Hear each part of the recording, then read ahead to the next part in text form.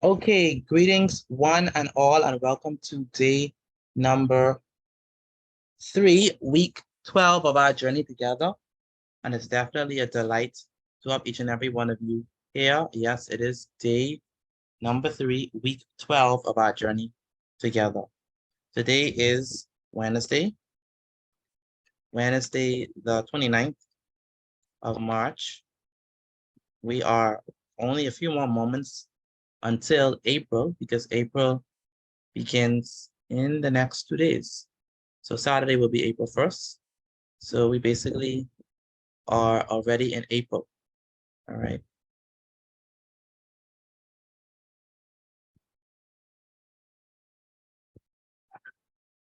Give me one moment.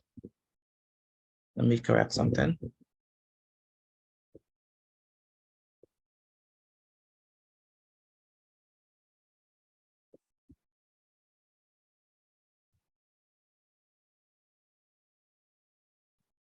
All right, so today is Wednesday, Monday, Tuesday, Wednesday, Thursday. Oh yeah, the subject, of course, is going to be mathematics.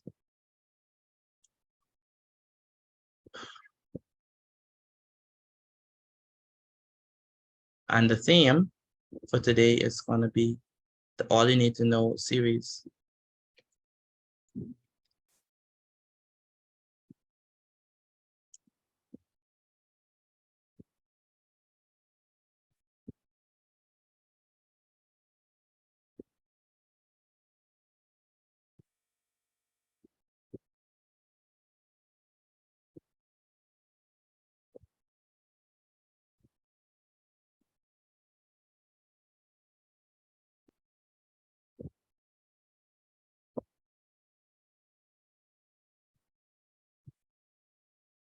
So far in the All You Need to Know series, we've covered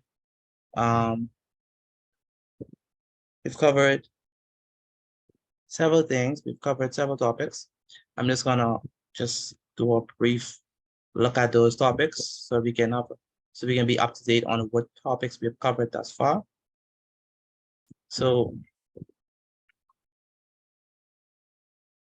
we've done probability questions, percentage word problems, conversions, order of operations, fractions, time questions, and most recently we just did algebra and simplification, and we also looked at average speed. Okay, so that's what's new, what needs to be added to this. Average speed and also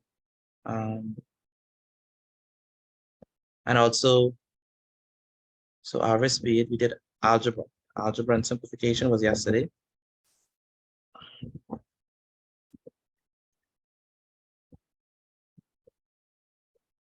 And we also did average speed. Or I should say speed, distance, and time. Okay, so those are the topics that we've covered thus far. We're moving pretty well in the All You Need to Know series. So we're gonna continue in the series today. And so let's begin with that.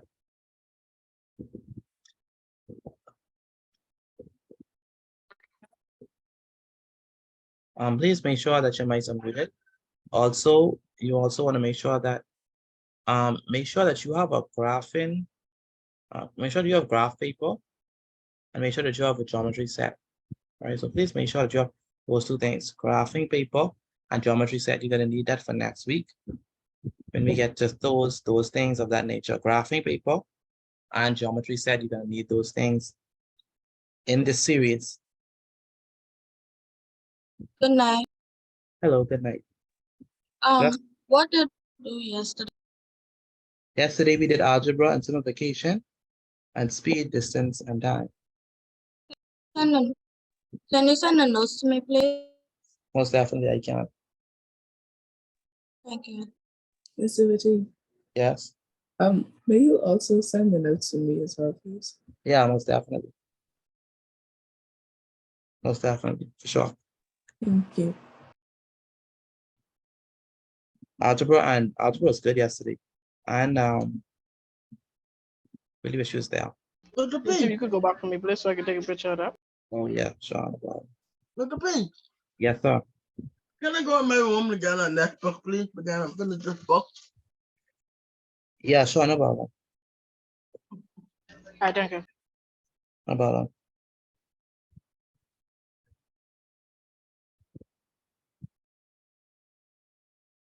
All right, so let's do something else. We are gonna do number theory. Number theory, let's do number theory. Number theory is only, I only have two things here for number theory, so let's see. So number theory deals with stuff like factors, multiples, Mr. T, prime numbers. Yes, sir. sorry to cut you off, right? I see, I think I just my name twice inside the thing, or there's someone else. That's you. No, it say Makayle. That's one of your students, or that's like glitch or something. M-A-K. Yeah, it say MAK, Okay, not good. MK. Yeah, that's not you. Okay, good. Thank you.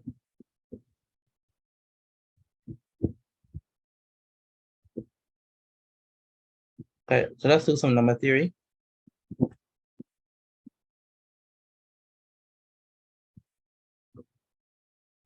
So let's begin. So the next heading is number theory. It's going to be the next topic.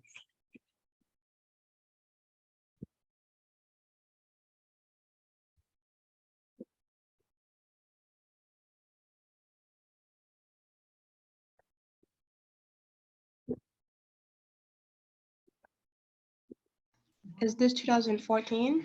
Yes, it's 2014. So the question says that that's all the natural numbers. So what are natural numbers anyway? What are natural numbers? Positive numbers. Positive numbers. Are they numbers just like the normal regular numbers? The Yeah, normal number just regular numbers, excluding like fractions and percentages. say it again. Like a number on the number line, a positive number on the number line, I think. A positive number on the number line. Interesting. Oh, it doesn't have to be on a number line, but like, yeah. So what are you But saying? I don't think it Should it be a includes number like line? fractions or anything. I think it's just like regular numbers. So you don't think it includes fractions. Interesting. Anyone else? What are natural numbers?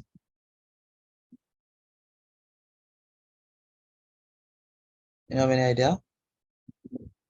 So natural numbers are going to be the numbers that are naturally occurring, or numbers that occur in regular life, right? So natural numbers, by definition, are going to be whole numbers that begin at 1 and continue on into infinity.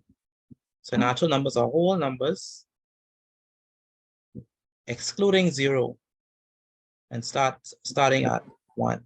That's your natural numbers. Okay. So let me just show you an image here of the different types of numbers that you'll be facing. You could repeat what the meaning of natural numbers is again, please. Sure, I'll write the definition right now on the board. So, by the way, write down this chart anyway. This chart is going to be important. It's a very useful chart. So write down this chart, numbers and its types. We have different types of numbers. We have natural numbers. Like I said, natural numbers start at 1. So natural numbers are whole numbers beginning at 1, excluding 0. So, Petit, I think your screen still freeze. No, my screen is not still frozen. No.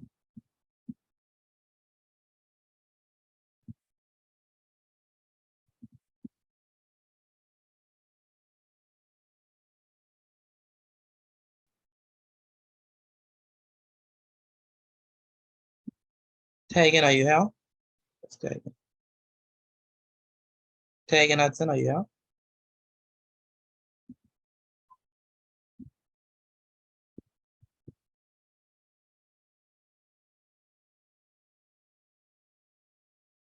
Tegan, are you here? Hudson. Okay, I gotta call and see. Okay, anyway.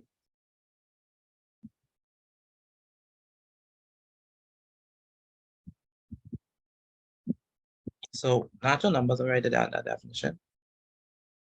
Natural numbers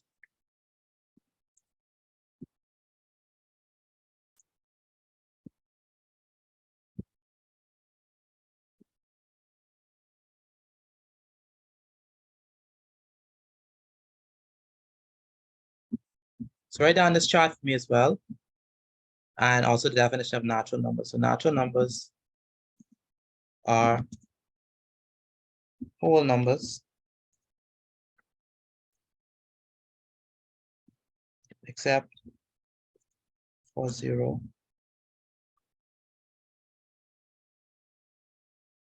beginning at number 1,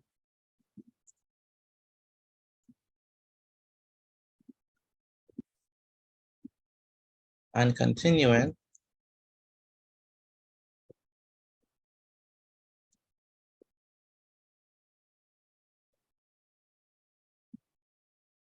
on to infinity. These numbers are also known as, we also call them counting numbers. So natural numbers or counting numbers, those are the same things. So let me fix this for you.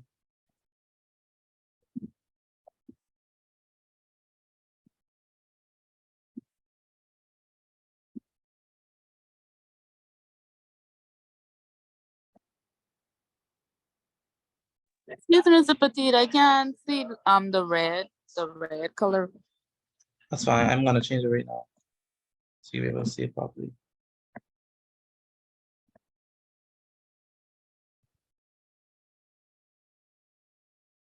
Okay. Is that better?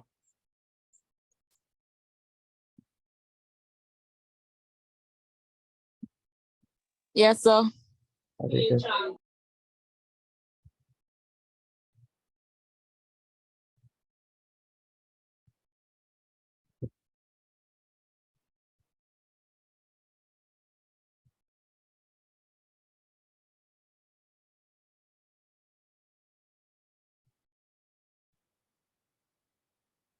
Aaron, that's Aaron.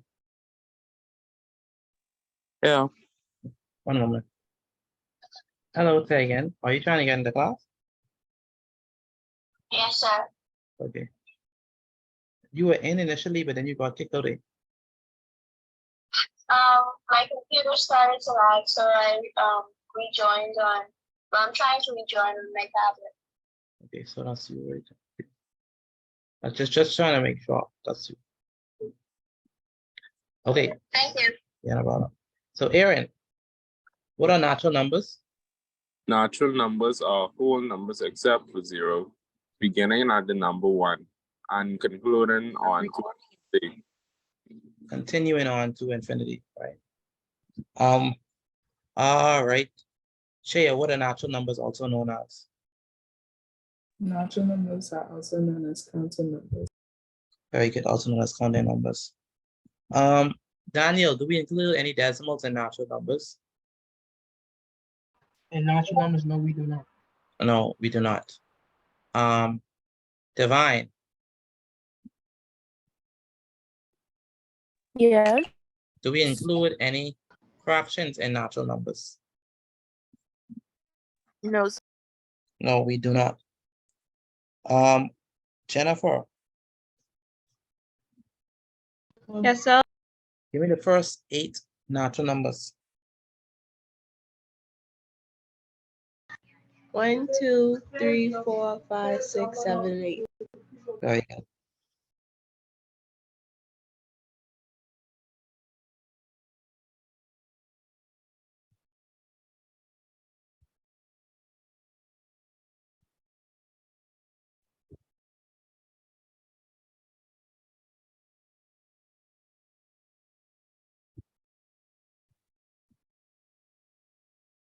All right.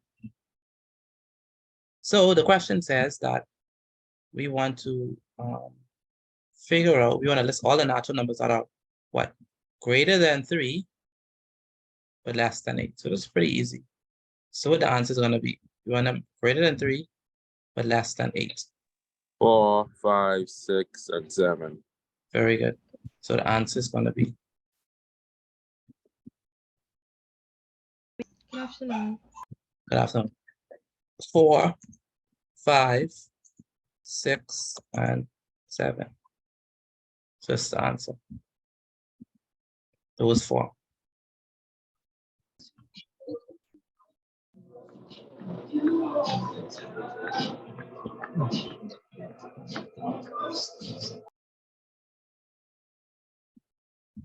Remember that as you enter, please mute your mic.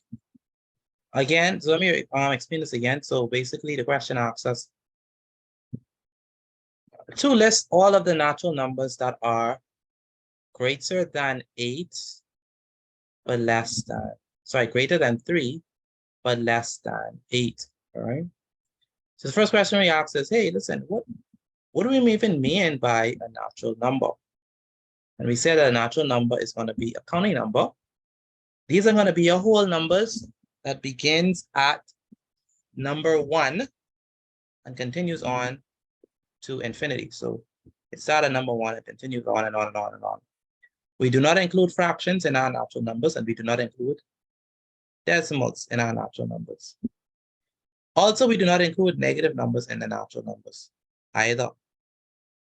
So if we want to figure out what are the natural numbers that are greater than 3, but less than 8. So basically between 3 and 8, it's going to be 4, then 5, then 6, then 7. Those are the ones that are greater than 3 and less than 8. Okay, any questions on that?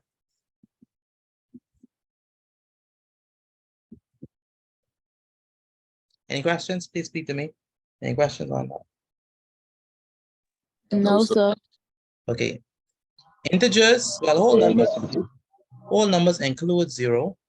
Okay. Integers include 0 and negative numbers. Okay. Rational numbers include fractions and decimals and negative numbers. Irrational numbers, well, they do not terminate. So they continue on and on and on and on and on. They are not terminating decimals, and they are not recurring decimals. That's irrational numbers. Okay. So these are your number and its types. Okay.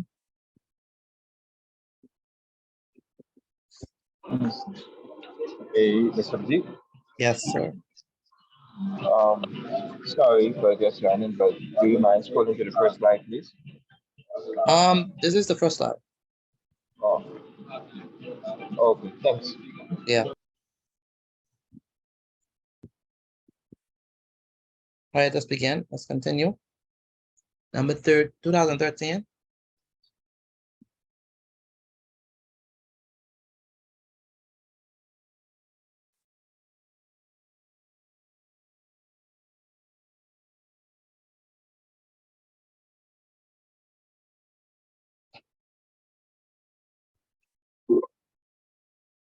So it says write down all of the numbers between 20 and 21, which only have 2 factors.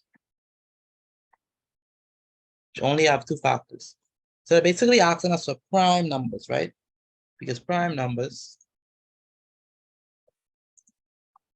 are numbers beginning at 2, which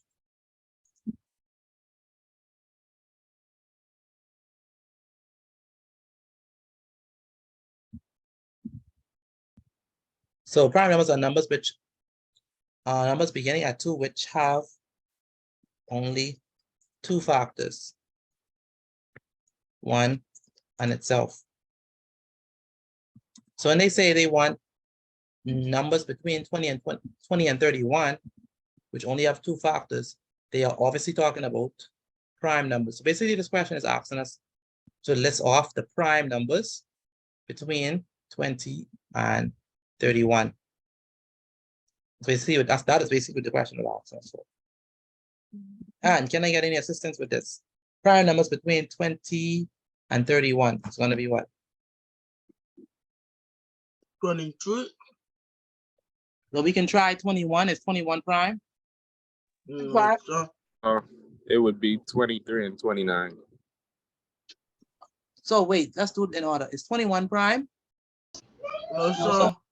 No, what number could go into 21? 22. What number could go into 21? 1. 53. Oh, besides 1 and 21. What number could go into 21? 3. 1, 3, and 7. 3 and also what? 7. Yes. 7. And so 21 is not prime. So let me just list that off. So 21 is not prime. 21 is composite.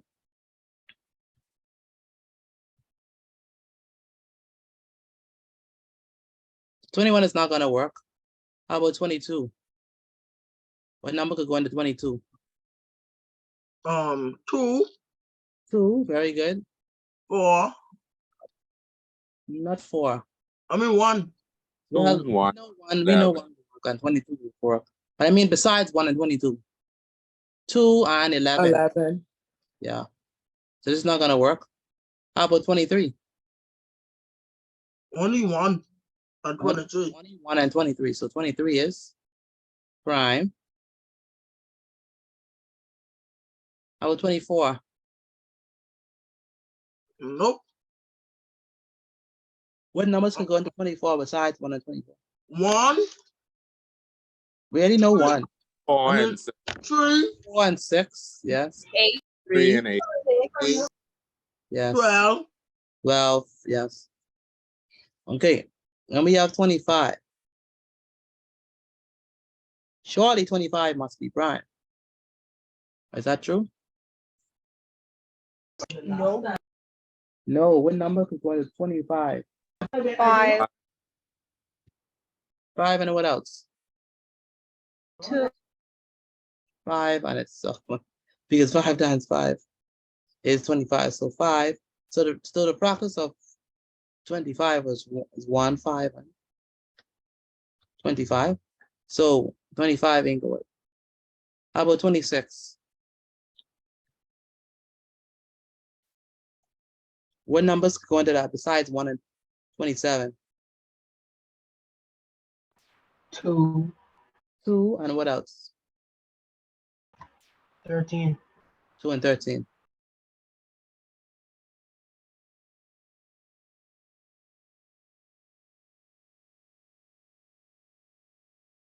All right, then we have 27. How about 27? What number could go into 27 besides 1 and 27? 9 and 3. 9 and 3, yes, 9 and 3. 27 is not prime. How about 28?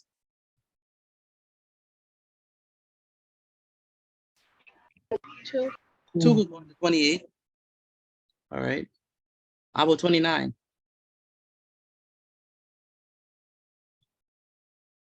4. How about 29? 29 is prime. How about 30? 30. What could go into 30? 3 and 10. 3 and 10. 5. 5 and 6. Good. So that's not prime. And there you have it, because we can't use 31. So the only two numbers that are prime between 20 and 31 is going to be 23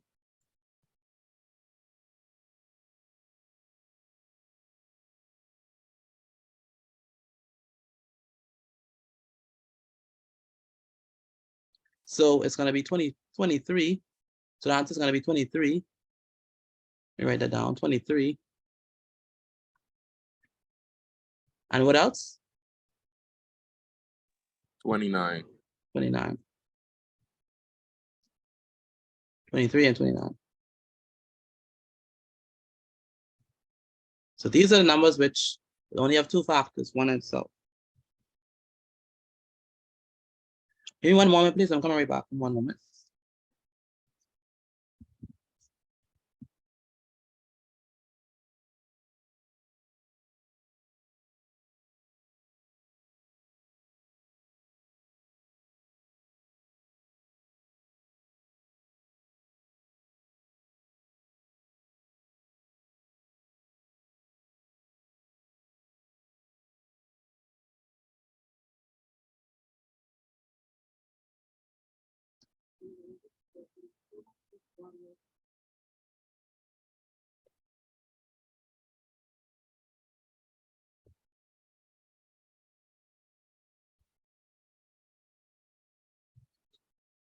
Come in.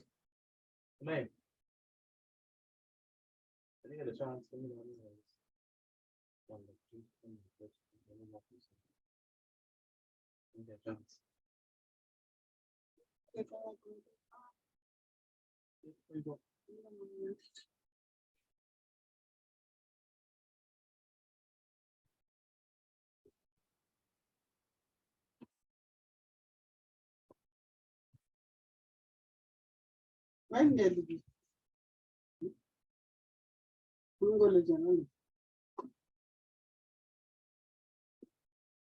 All right, so the answer is 23 and 29. Can I move the slide now? Yes, sir. Okay. Good. All right. So that's it for number theory. Prime numbers are numbers that only have two factors, one in itself.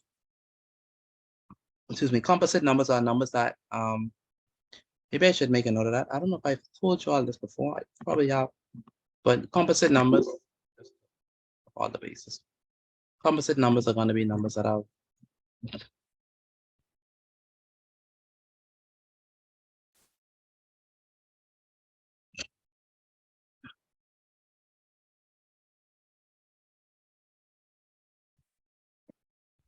so composite numbers, these are going to be numbers that have more than two factors.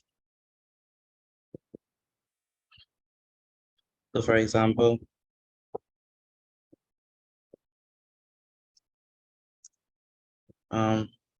15, 24, 36, etc. These are composite numbers. They have more than two factors, okay?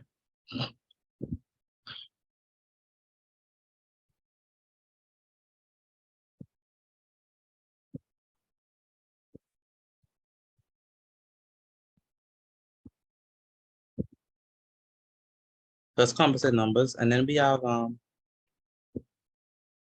even I have taught this before, so I have to do it.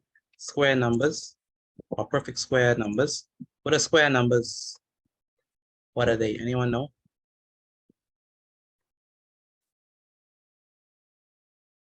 Hello, I'm speaking to you all. What are square numbers?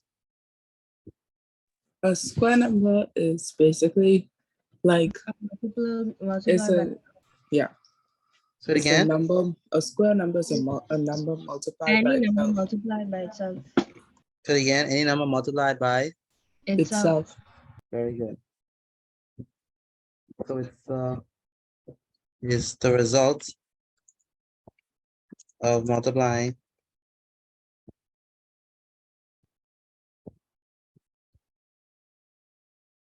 a number by itself.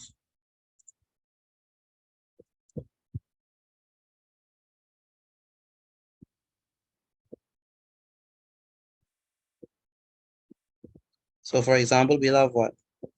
3 times 3 is 9. Yeah, let's start from 1 times 1. 1 times 1 is 1. 1 times 2 is, 2 times 2 is 4. 3 times 3 is 9. 4 times 4 is 16. 5 times 5 is 25. 6 times 6 is 36. 7 times 7 is 49. 8 times 8 is 64. 9 times 9 is 81. 10 times 10 is 100. 11 times 11 is 100. 12 times 12 is 144. 13 times 13 is 169. And so on. So these are your perfect squares. Look, the P. I know 13, I'm 13, 132. I mean, 159. You just know it. Yeah, I just know it.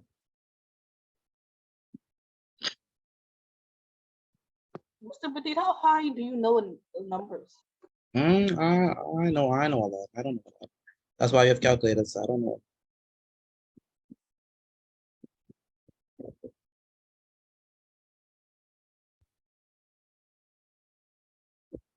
Excuse me, Ms. Petit. Go ahead. Can you go back to the first slide so I can screenshot, please? I came a bit late. Alejandro. Yes, sir. Okay. So then we have cube numbers. I will go back.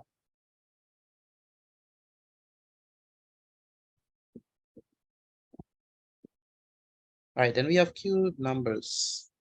What are cube numbers? Like, two numbers like between a 3, Hmm? add by 3, Mm-mm. multiply by 3. Hmm? Say it again. He said multiples of 3, I think. Multiples of 3, Three. no. 3 What are cube numbers? So if square numbers is Numbers myself three say it times. again. Say it again. Numbers multiplied by itself 3 times. Good.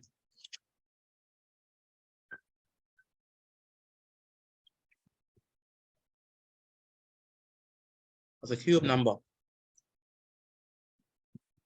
So cube numbers are gonna be 1 times 1 times 1 is 1.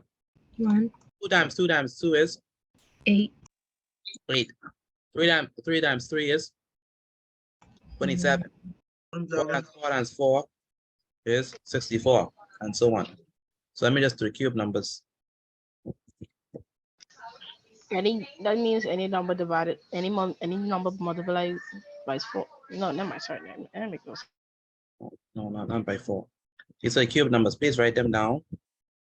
The same chart. You only need to know this is good enough. So cube numbers. So this is the next chart right now.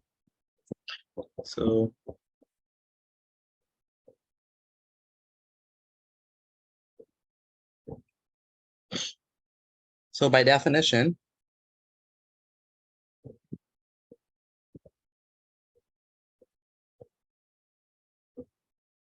You say write down that chart? yeah, write down the chart as well.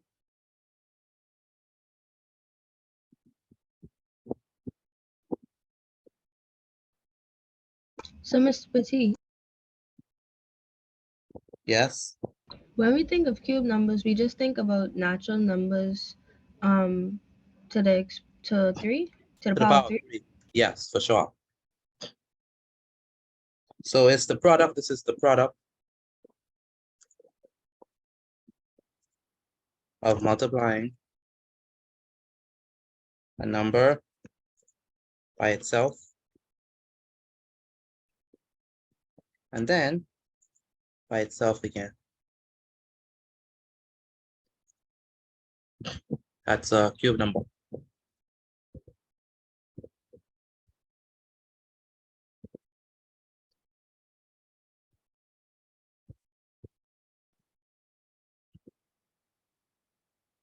All right, so the next type of numbers that we need to know is triangular numbers.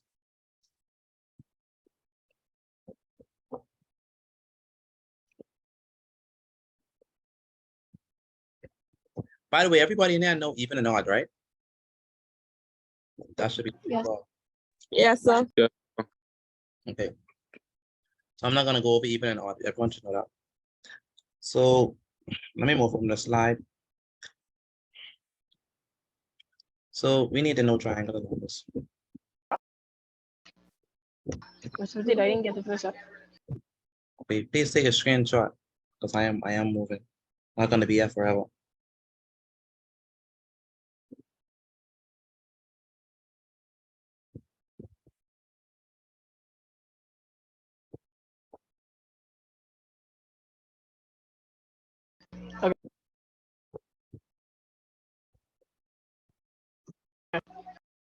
All right.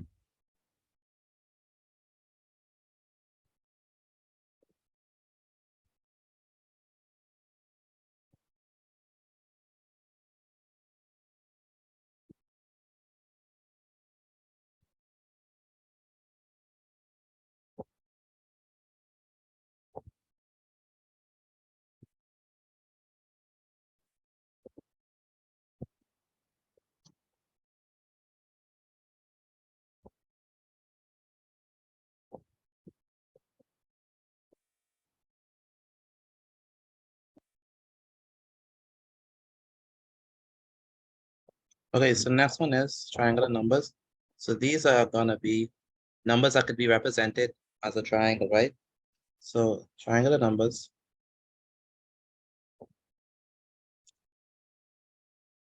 are numbers that,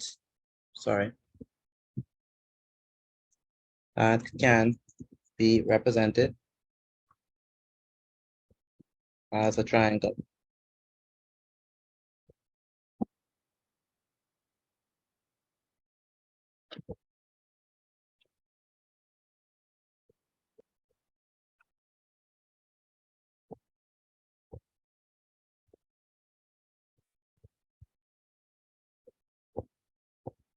So numbers that could be represented as a triangle, we call them triangular numbers.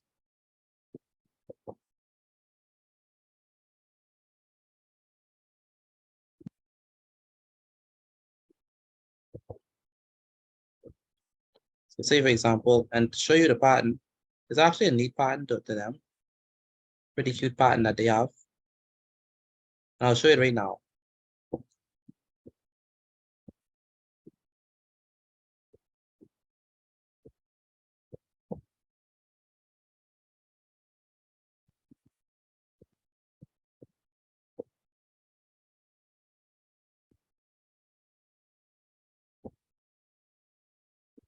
So they could be arranged in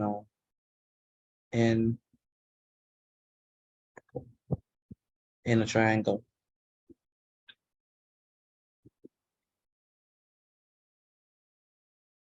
So these are your triangular numbers.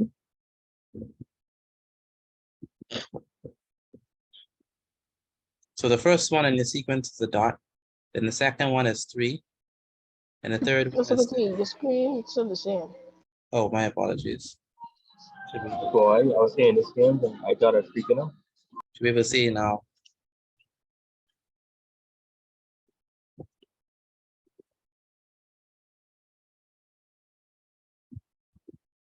Okay, so the first one is 1. The second one is 3 dots. The third one is going to be 6 dots. The fourth one is 10 dots. The fifth one is 15 dots. And it continues in that part. Continue and continue, continue. So here we add 2. Here we add 3. Here we add 4. Here we add 5. The next one we're going to add 6. So I don't know if y'all see it, but here we add 2 to get 3. We add 3 to get 6. We add 4 to get 10. We add 5 to get 15. And we got to add 6 to get 21.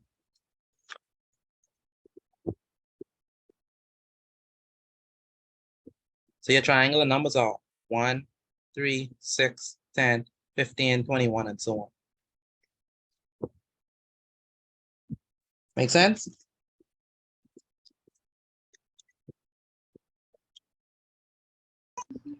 No, make sense? Yes, sir. Okay, good. All right. Malaya, where's Malaya?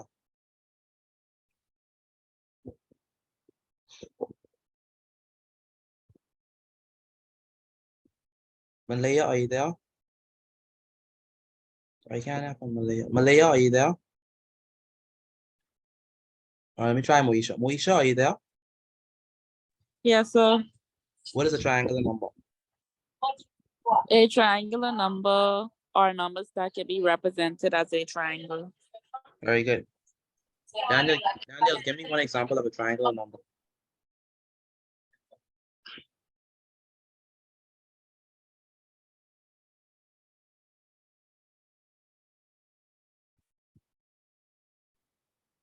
Daniel, where's Daniel?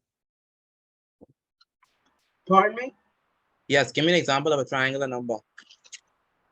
20. So again, 20. 20. How you get 20? Oh, sorry. 3, 18. How you get 18? A triangular number. No, 'cause 18 is not a triangular number. Triangular numbers are going to be 1, 3, 6, 10, 15, 21, and so on. yes, sir. 105. 105? I don't know if offhand if 105 is we have to check that. But I mean from this list that I have. Triangular number. Okay, so that's it for number theory. That's basically all you need to know for number theory. Hey, Mr. BT. Yes, sir. Okay, I want to find out something. Okay, I'm not too sure if I understand the Daniel, triangular where's numbers. that? Wait, one moment. Daniel, Yes, sir. are you trying to enter the class? No, sir. Okay. Thank you. All right, go Okay, ahead. so okay, yeah, like I was saying, you will have to make a triangle, Yeah, or the purpose of just doing this is okay. So how you have the first dot as 1, yeah. and then you add 2, which will get you 3, and then you use that 3, you add it to get 6, and then so on and so forth. No, so this that it's actually a sequence too. So triangular Okay. numbers is a sequence. So okay. the way you move is you go from 1, you add 2, and you get 3, right? And from 3, you add 3 to give you 6. From 6, you add 4 to give you 10. From 4, you add 5 to give you 15.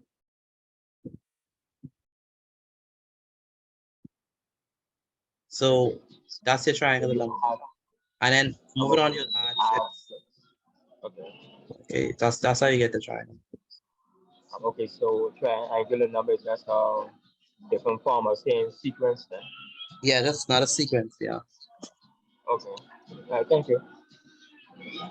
no problem. All right, so that's it for number theory. Pretty easy, straightforward. Let's move on. Hold on, Mr. Potato. I'm trying to get the thing down. Yeah, someone's calling my name. Here is easy. That was me. What happened? You didn't go back for me to screenshot the first slides Yeah. and stuff. I'm sure I did.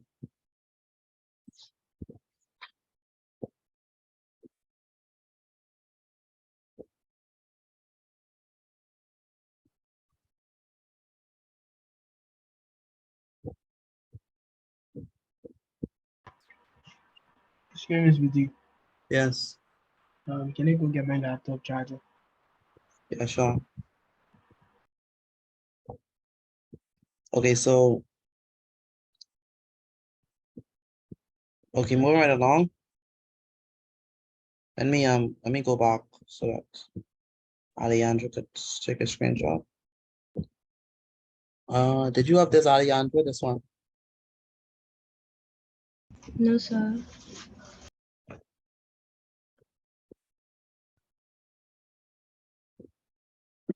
Thank you. You need that. Do you have this one? No, sir. I need from like the first slide. Okay.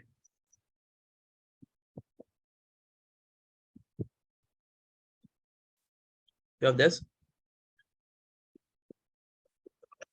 Yes, sir. Okay. And this is where we started.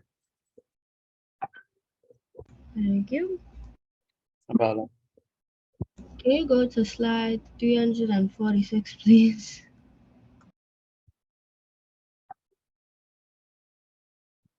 Thank you.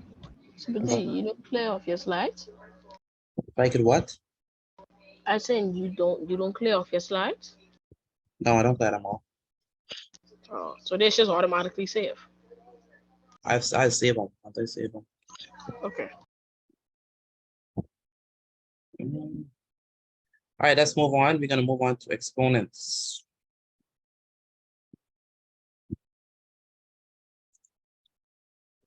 Exponents.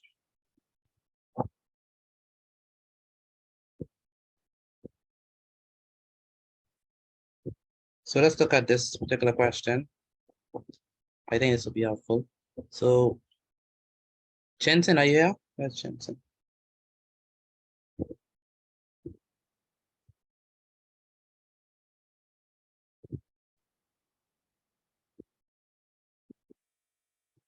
Jensen, are you here?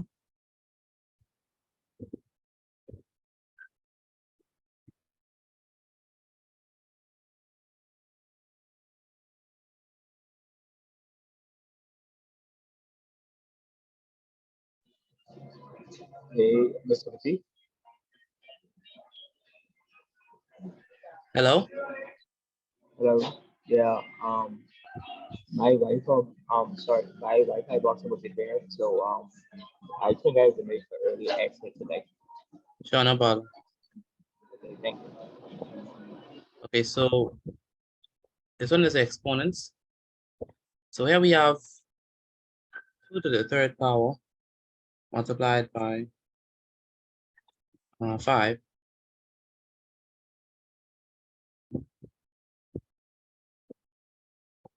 So how are we gonna do?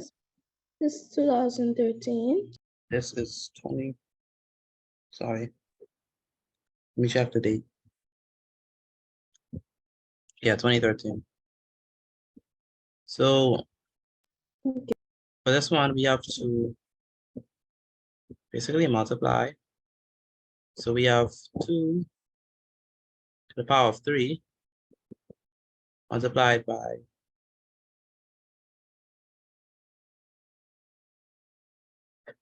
5.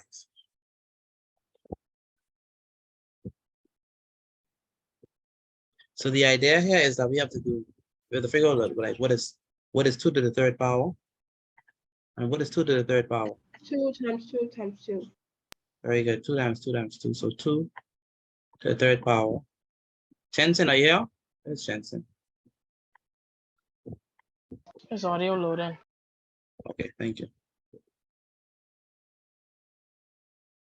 So 2 to the third power is 2 times what? 2 times 2 times 2. So 2 must be there in 3 instances in your multiplication when you are doing 2 to the third power. Okay. Now you ask yourselves, okay, what is 2 times 2? That's going to be what? 4. 4. 4 multiplied by 2? 8. 8. 8. Very good. This is going to be 8. So this equals to 8. So 2 to the third power equals to 8. So this equals to 8 times 5, which would multiplied give you by 5. 40. So 8 multiplied by 5, which gives us 40.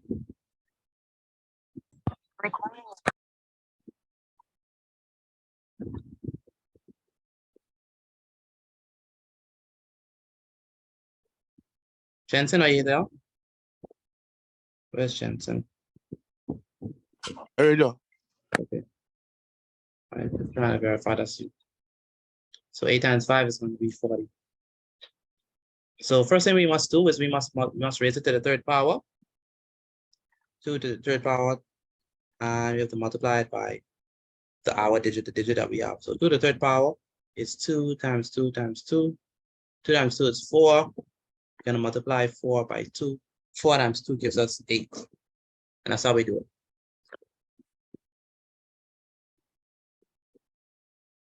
Any questions on that? Middle side. Okay, good.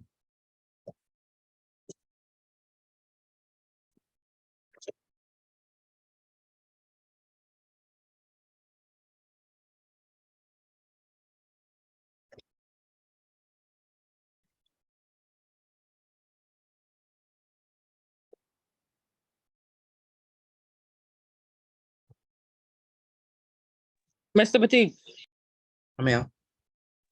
can you explain the bottom, please? What, this part? Yes, sir. So what is 2 to the third power? We saw that 2 to the third power equals to what? 8. 8. Because 2 times 2 is 4, and 4 times 2 is 8. That's how we get 8. So now that we know 2 to the third power is 8, we're going to multiply it by 5. What's 8 times 5? Michaela.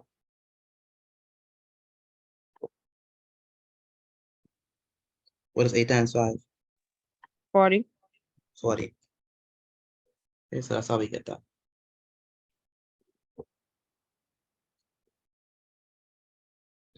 All right, so there's some rules that you need to know for exponents. We're going to go over the rules quickly. So there's some exponential rules you need to know.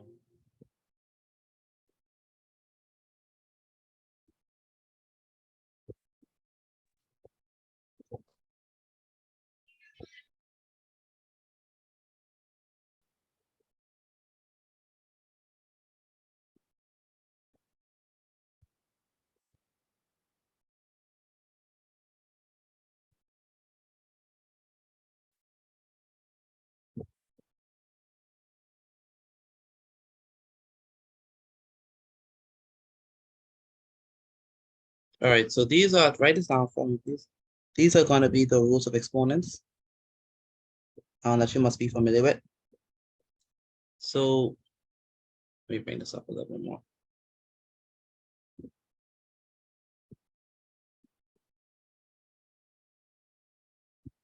So write this down for me, please, these rules. So basically the way I go is that the first one is the multiplication rule, which basically means that if your base are the same, you can add the powers. Right, so what that basically is saying is that if I have 2 to the power of 3 multiplied by 2 to the power of 4, share, what would my answer be?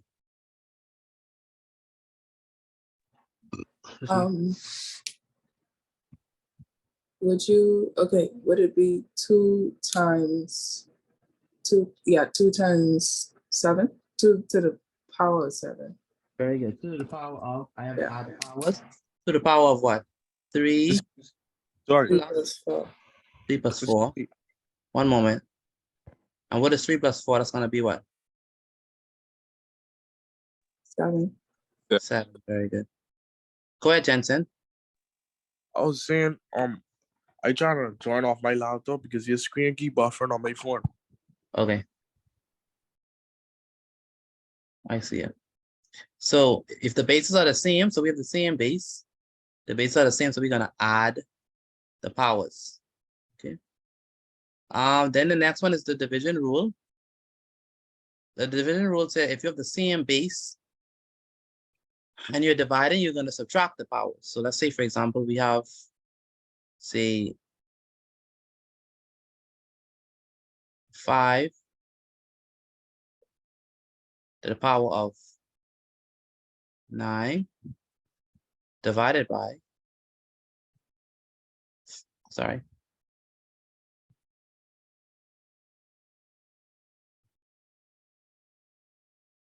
Mr. Petit, that don't make sense, you know. divided by, what you talking about? I don't understand it. It's a ax divided by ay, and then when you divide it, right, it's a x, it's a and then x take away y. Yeah, So is it just a? no. A represent, please do not say it don't make no sense. Just say you don't understand it. Because it does make sense, you just don't understand. The idea is that when you, I just said it, when you have the same base, so we have the same base, so A represents the same number you have. All right. If you have the same number and you're dividing it, the answer is going to be the same number, but the powers are going to be subtracted with each other. So, Mikhail, for this one, we have 5 to the power of 9 divided by 5 to the power of 4. So it's going to be my answer. Repeat that for me, please. I have 5 to the power of 9 divided by 5 to the power of 4. So it's going to be my answer. 5 to the power of 1. No, 5 to the power of 9 minus 4. Remember, same base. I'm dividing. I'm going to subtract the powers. So, but you subtract them, but you don't actually subtract them. We may don't actually subtract them. 9 minus 4 is what? 5. 5. It's going to be 5 to the power of 5. And that's Okay. our answer.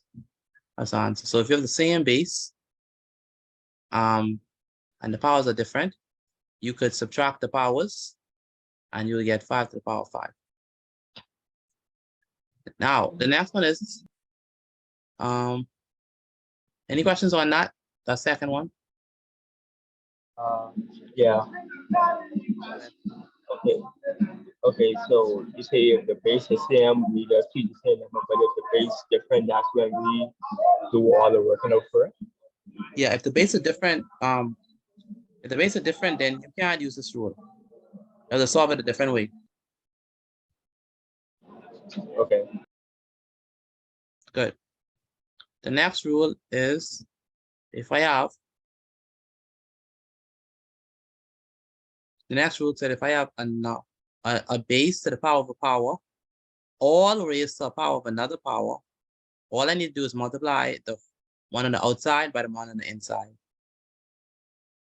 So that's what that's saying. If I have a number raised to the power of a power, all powered, all I can do is multiply these two powers, and I'll get 8 to the power of x minus 2, x times 2. So let me give you an example. Let's say, for example, you have 4 to the power of 3, all raised to the power of 2. The way we're going to look at that is we're going to say 4 is going to be to the power of 3 multiplied by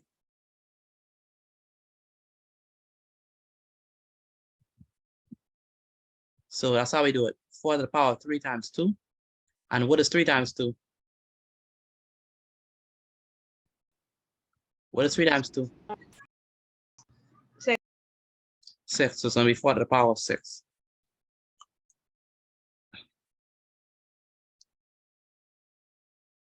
So that's the power of a power rule.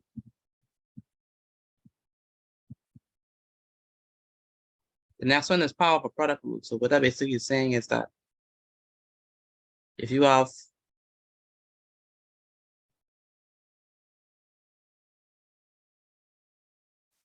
two numbers on the inside, they're different, but you have all them raised to the same power, you could actually distribute the power and give one this and give one that. So if I have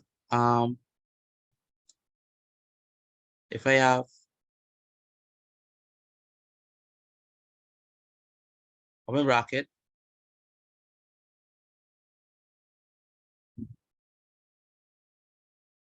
seven B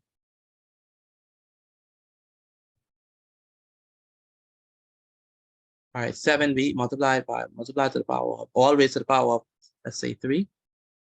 So this is going to be equal to, based on the rule, what do we expect it to be equal to based on the rule? Speak to me. What do we expect it to be equal to?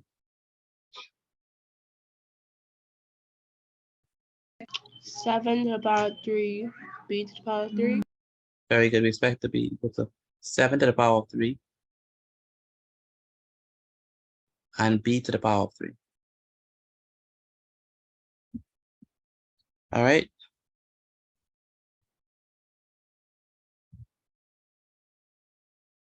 Now this is where things get a little bit close because we have fractions.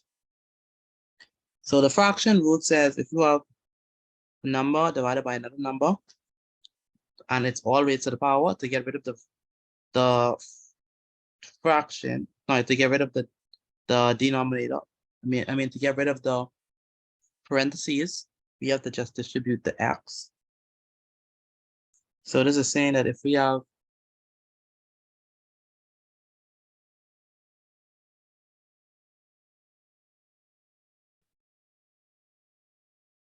if we have 2 over 5, and it's all raised to the power of 3, then what does the rule tell us to do when we have something like this? What does the rule tell us to do? Hello, speak to me. What does the rule tell us to do when we have something like this? 2 to the power of 3 over 5 to the power of 3. Very good. It's going to be 2 to the power of 3 divided by 5 to the power.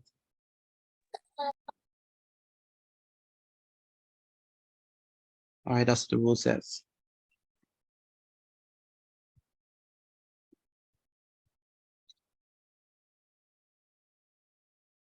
Then we have the zero exponent the zero exponent property, which means that any number to the power of 0 is 1. That's the convention. Any number to the power of 0 is 1.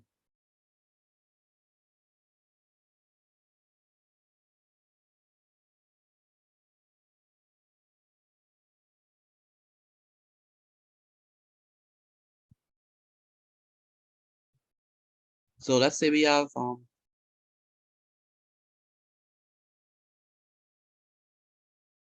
1,296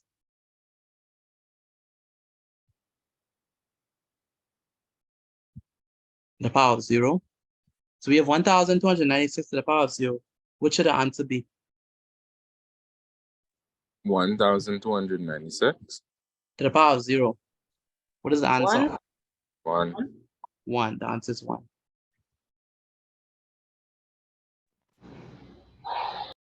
All right. Then this is the negative exponent rule, which says that basically we could flip. So if you have a fraction and you write it as a number in a different way,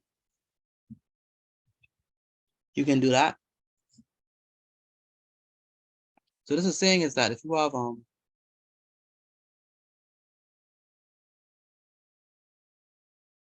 if you have 2 to the power of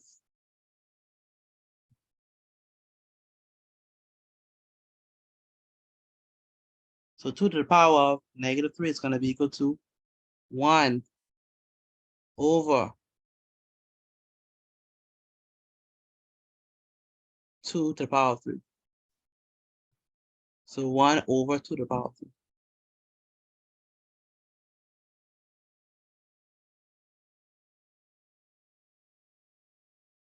Excuse me, Miss Petit. Yeah. When you finish with this slide, can you go back to the triangular numbers slide, please? Sure.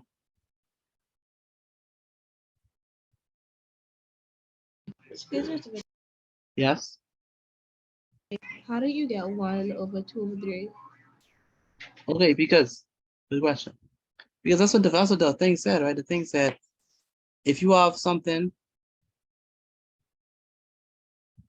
if you have a number to the power of a negative, and you want to remove the negative sign, you have to put it over 1 with the bar and raise the number to the power without the negative.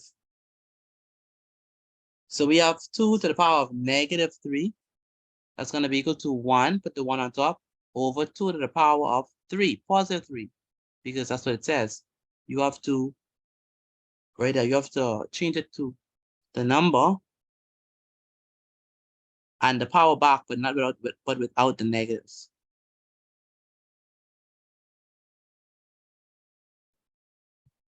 All right, so then the final one, fractional exponent, which is the one that is the most difficult for some people. So this basically is saying that a number to the power of fraction can be written as a square. So let's say, for example, we have or it'll be written using a radical and radicand.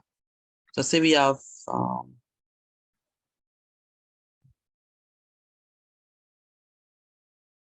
so we have 49.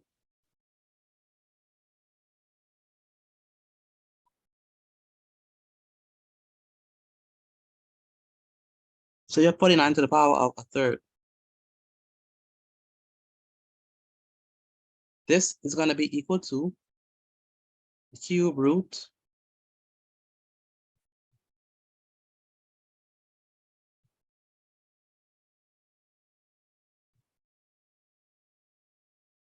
all right, so it's going to be equal to the cube root, because we have the root on the bottom, of 49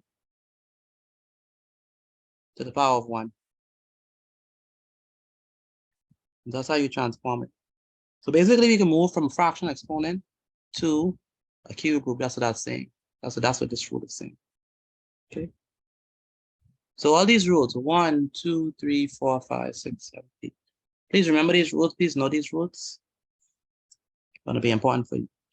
Any questions before I move on from exponents? No, sir. No? Okay.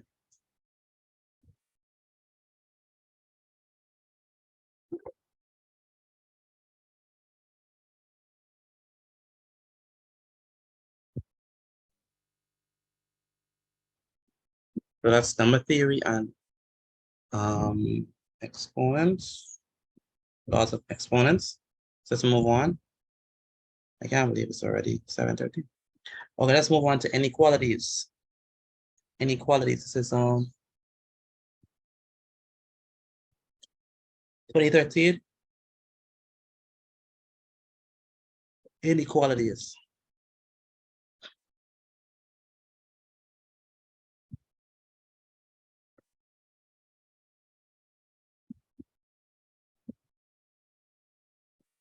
If you have several of them, you might be able to finish it. You might.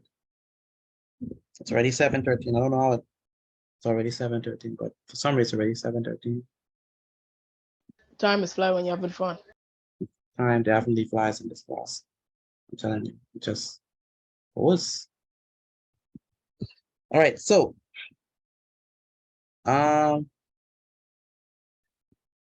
Mikhail, can you read this, please? Given that.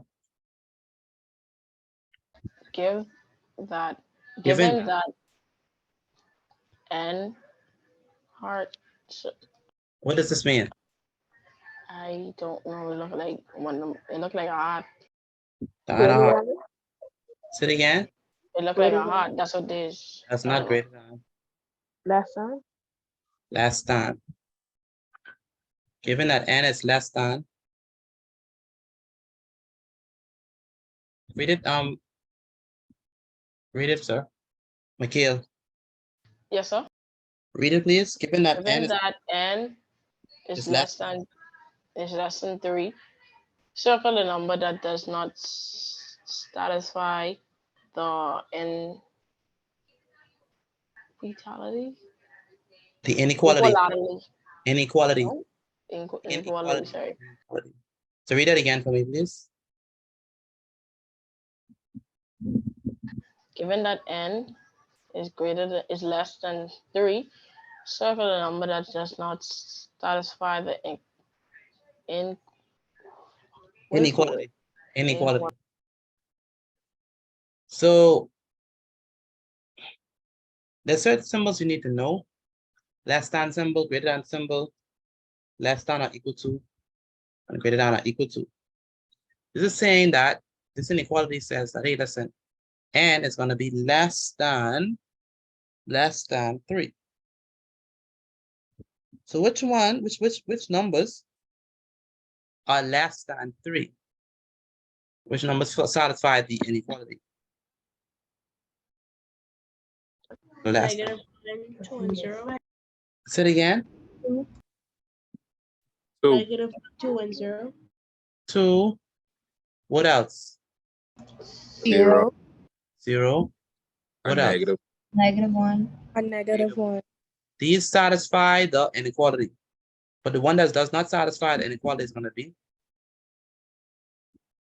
5. 5. Why?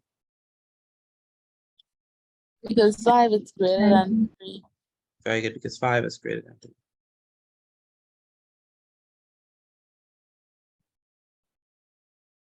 So the answer is going to be 5.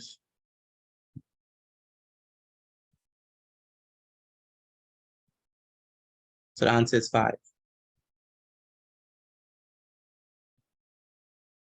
Any questions on how we got 5? Please respond to me, please. I'm asking you a question. Any questions on how we got 5? Mr. Petit, which year Because is it's this? because it's more than 3. Yes, because it's more than 3. What year is this? This is Mr. Petit, so if the sign was the other way, then it'd be 201. That was the inequality. say it again. If the sign was turned the other way, would 2, 0, and 1, -1 be the ones that does not satisfy the inequality? That's true. Because n is going to be greater than 3. So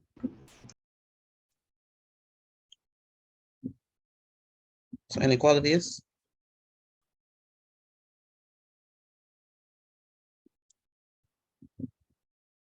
so with this one, you read as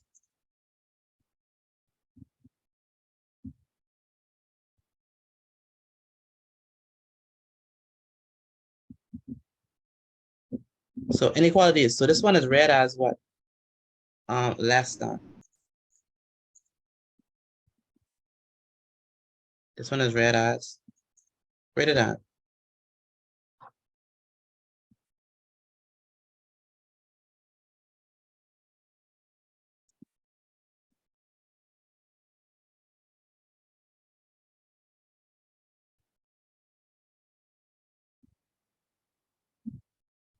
This one is equal to.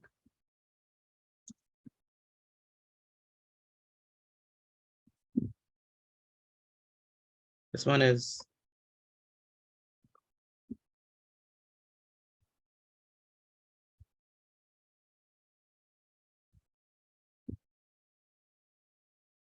all right, so we have equal to.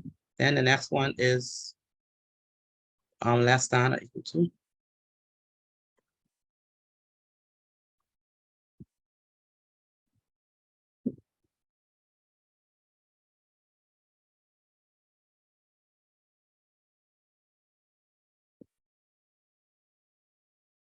So this one is less than or equal to.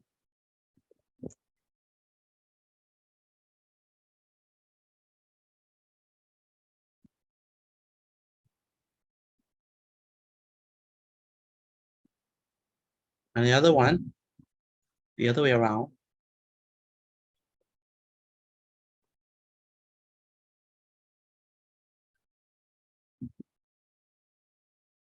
It's greater than or equal to.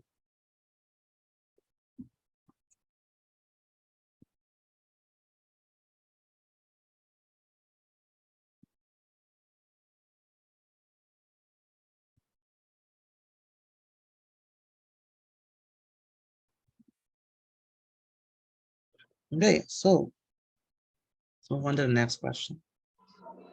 Hey, Mr. Petit. Mhm. The next question don't involve the inequality. Do you mind giving an example of the two for some sets I forget what they are? Less than or equal to. Yes, sir. I kind of forget that. Okay, so when we say less than or equal to, we'd say it could be less than it, or it could be equal to it. So let me give an example. So given that n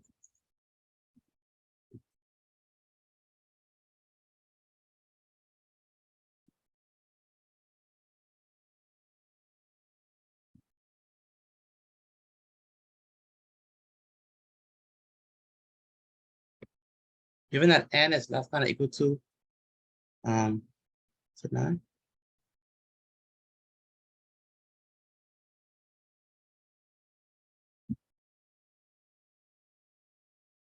Given that n is equal to 9,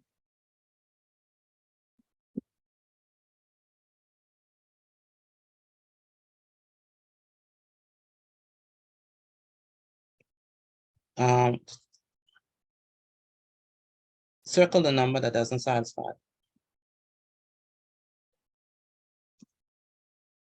9 or 6, Mr. Petit.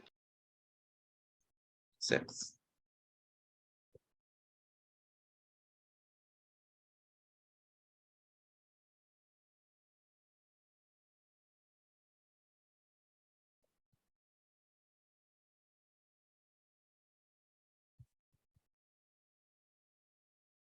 So the numbers that we're going to choose is going to be 5, 3,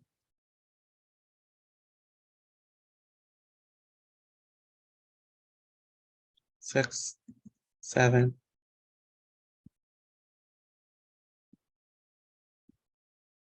9, 10.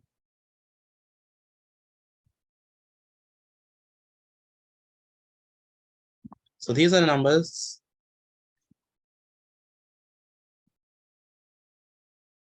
So you circle the numbers that doesn't satisfy with inequality. You have to be very careful with this one.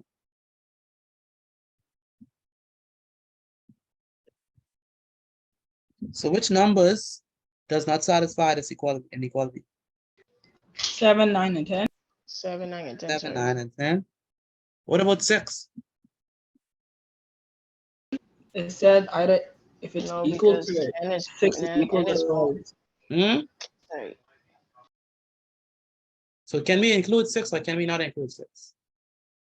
No, Can we include 6 or can we not include 6? no. No. No? Okay, What you mean, like if it's with the inequality part? so this one says, so you're saying that the answer is 6, 7, 9, and 10, or just 7, 9, and 10? 6, 7, 7, 9, and 10. Who said 6, 7, 9, and 10? Let me hear you. Alejandro, me. 6, 7, 9, and 10. Ariana. All right, Ariana. Okay. Okay, so who said 7, 9, and 10? Let me hear you. Me? Me. Okay. Okay, so the correct answer is, drum roll, please. No drum roll? Give me a drum roll. I need a drum roll. All right, the correct answer is 7, 9, and 10. Let's go. It is 7, 9, and 10. The reason why it's 7, 9, and 10 is because this says that It's equal to 6. n is less than 6, or it could be equal to 6. Okay, so these numbers here are less than 6 or equal to 6. So they work. Okay, these numbers here, they definitely does not work. They do not work. Okay, so these are gonna be the ones that does not satisfy it. Allianz, you understand that? Yes, sir. Okay, good. Carthon, you understand now? Yes, sir. Okay. So these ones, we can include 6 in this one. But if it doesn't have the line at the bottom, then you cannot include 6.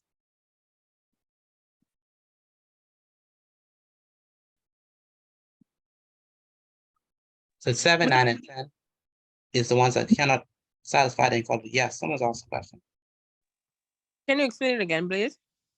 Okay, what I'm saying is this.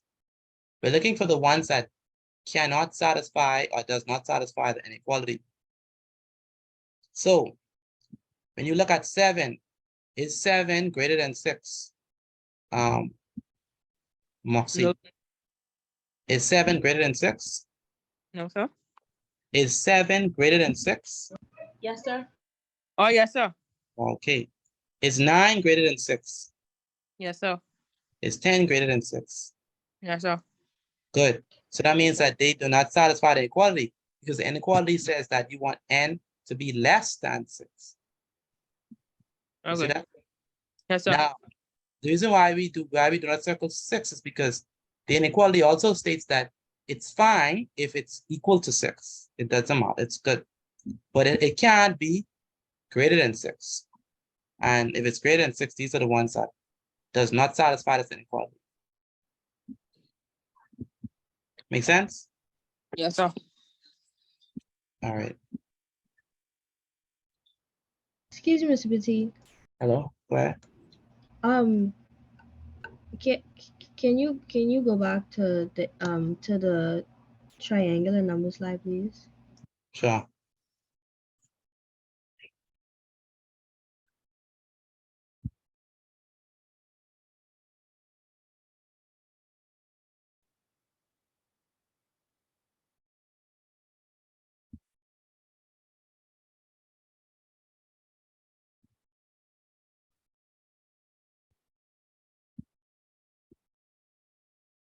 Okay.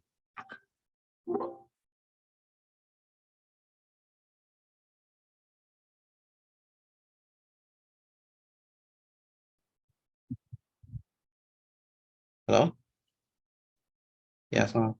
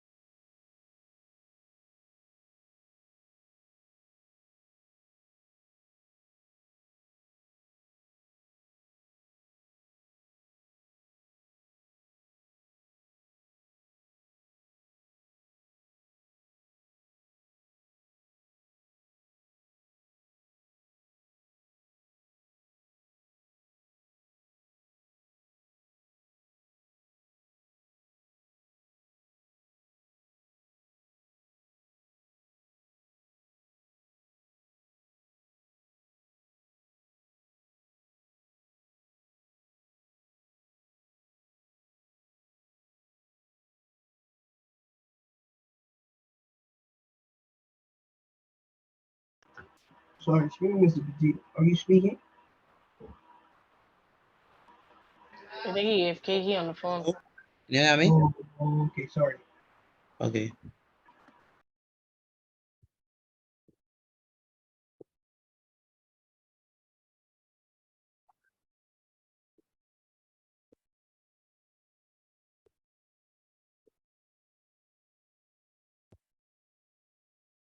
Okay, so let's move on.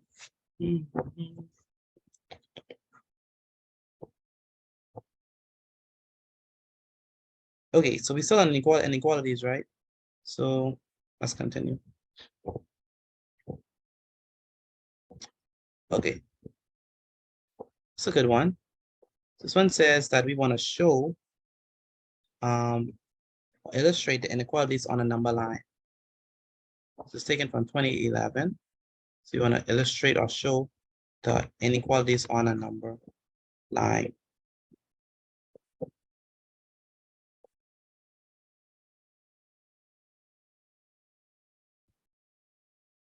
So this is a number line. We have to illustrate.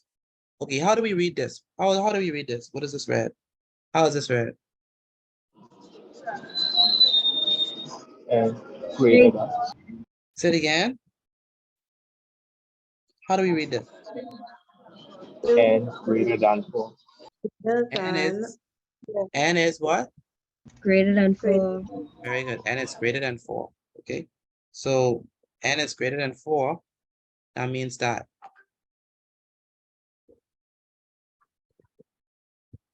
N is greater than 4. So that means that we have to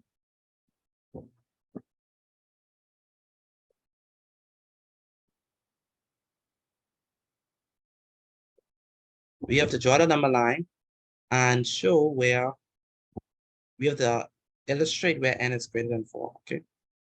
So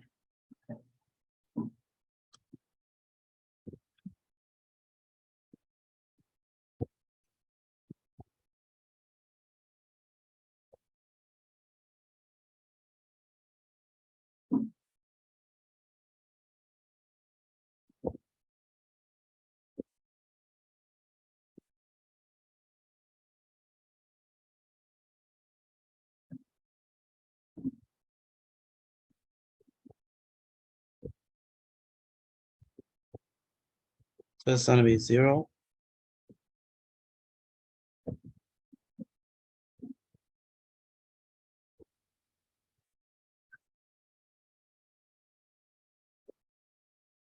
Two,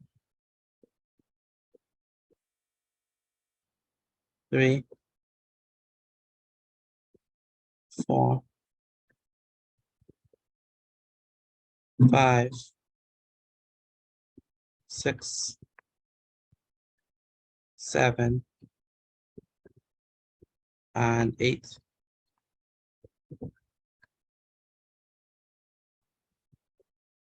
-1, -2. Please draw this. Draw the number line as well. And -3.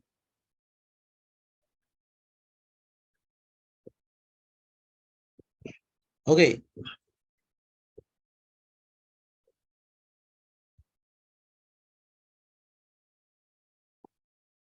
So it says, illustrate N is greater than 4 on the number line. So N is greater than 4. So what we're gonna do is we have to circles 4. So wherever we see 4, we have to put the 4 above. So it's gonna be right there. We have to put a circle above 4, and it says N is greater than 4. Greater than 4. So that means that we have to look at the numbers that are greater than 4. Give me numbers that are greater than 4, please. 5, 5, 6, 6, 7, and 8. Very good. So which way are we going to do the arrow? To the right or to the left? to the left. Left. We want the ones that are greater. We want the ones that are greater than 4. Oh, to the right. To the right. Very good. To the right. It's going to be this way. And this is how we show N is greater than 4 on a number line.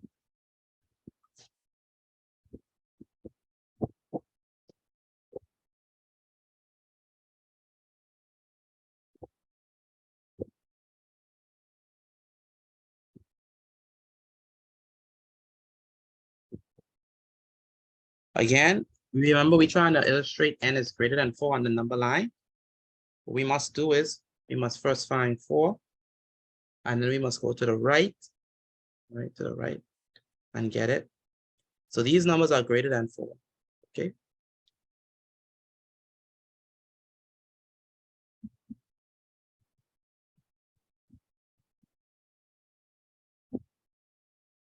Okay, let's move on.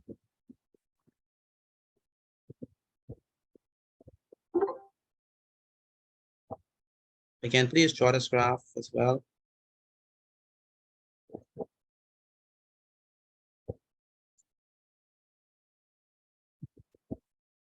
Okay, this one says,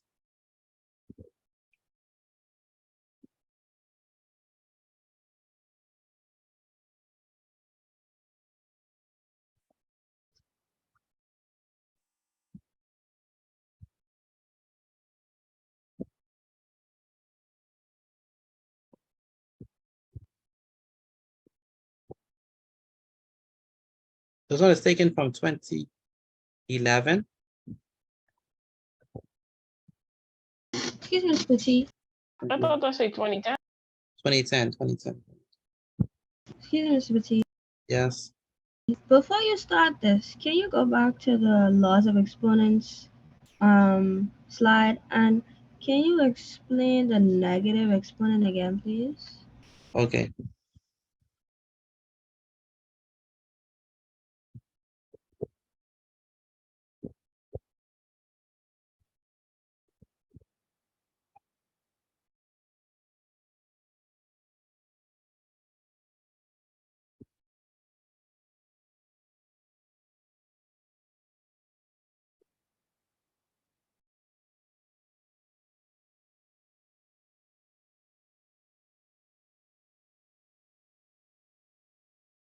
All right, so you asked me to explain the negative part, negative exponent? Yes, sir. Okay, so basically, right, what this is saying is that if you have 2 to the power of -3, look, you see, let's say a to the power of -x, right? Yes, So this sir. is saying that if you want to remove the negative sign, you have to put the fraction over 1, and then you can remove the negative sign. So you see, this one have a negative, this one don't have a negative. So it's saying if you want to represent a negative exponent, and you want to remove the negative sign, you have to put the exponent over 1 and keep it as is, then without the negative. So that's why we have 2 to the power of -3. If we want to remove this negative, we must put what? We must put it over 1. We must put 1 on top, and then the denominator is going to be the same thing we have there, but with no negative. Make sense? Yes, sir. Thank you. Yeah, no problem. All right, so this one says, Shreya, can you read this, please?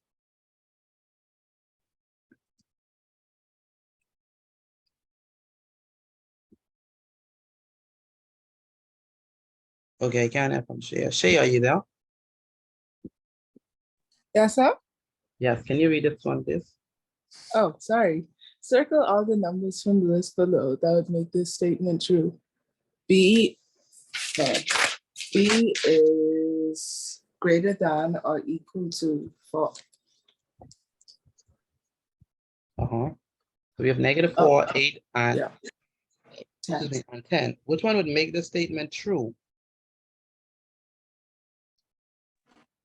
B is greater than or equal to 8. 8 and 10. 8 and 10. 8 and 10. Very good. 10. 8 and 10. So because 8 is bigger than 4 and 10 is bigger than 4. This one says greater than, so this is greater than or equal to.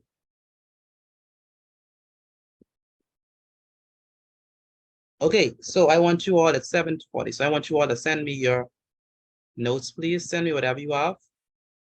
Again, send me what you have, your notes for the math class. Let me make sure that you all are. Yes. My mother went out. She'll be back in a couple of minutes. I could send it to you when she come back. Yes, please send it to me when you come back. So far I've received Harry Penniman's work. I haven't received the others. Hey, Mr. Petit, you give me a second, please. I can send it, but can you give me a second, please? Yes, don't take too long. I know how you go. I could take too long. Thank you, Alejandro. Mr. Petit, Who's that calling me? me, Alondra. Go ahead. That wasn't all of the notes because you were going too fast, so I might have to watch the recording again and finish on the recording because I couldn't write it down in time. Do you know how to take a screenshot? I did, but I didn't get all. I only stopped at the rules of exponents. So why don't you just let me go back? Because I asked you to go back for the triangular numbers, but you kept only stopping at the way you had to write down the number between 21 and 31. Okay, let me go back then. This one. Thank you. I have Shea, Michaela, Tamara, Malia, Rakia, Shaniqua, Rochelle, no, and Penniman's work. I do not have Aaron. Aaron, don't take forever to send these notes, please. I have Moesha work. Thank you, Moesha.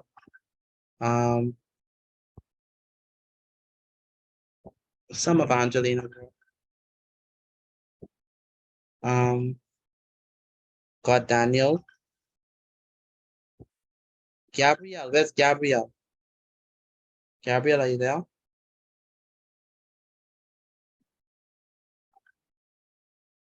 Gabrielle Gale. Yes, sir. Why are you taking so long to respond to your name? I didn't hear you first. Okay.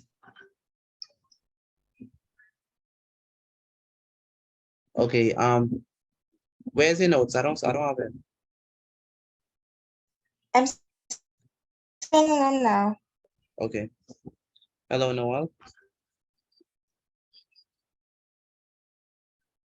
So, okay, quickly put it back on charge. Why are you so responsible you're not charging your laptop? With what? I don't understand. Who laptop that is? That's yours or hers? Oh, okay, okay. All right then. Well, quickly charge it.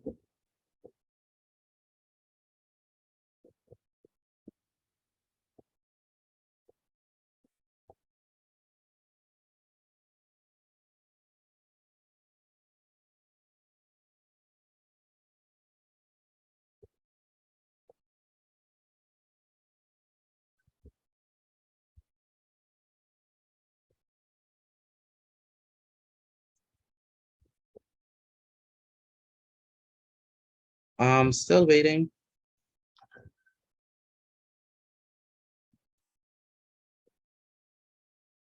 Okay, I have Tranel. I'm waiting on. Say again, Hudson. Where's say again?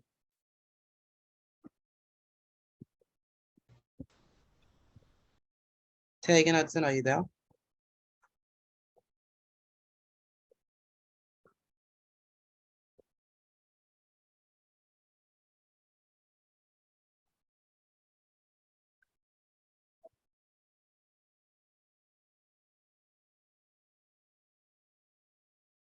Say again, Hudson, are you there? Oh, I can't hear you. See the messages inside the chat. What you said? You said yes, sir. Hello, Oh, good, I get you now. Did you send in your notes? I did. Okay, Serenity Maki, are you there? Yes, I'm here. Okay, I don't have your number, but I have 805. That's your number or your mother's number? That's my mother's number. Okay, so I just sent you the notes for the ones that you missed. Please take that down. I sent it to your mother's phone. So Okay, please thank copy them down.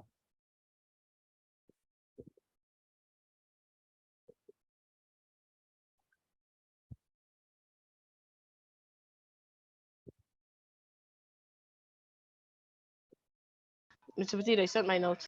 Okay, good. Ping pong. By the way,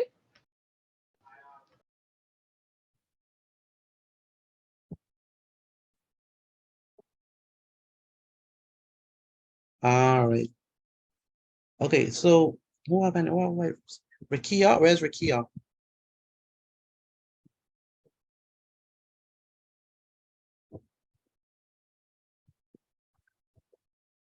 Rakia?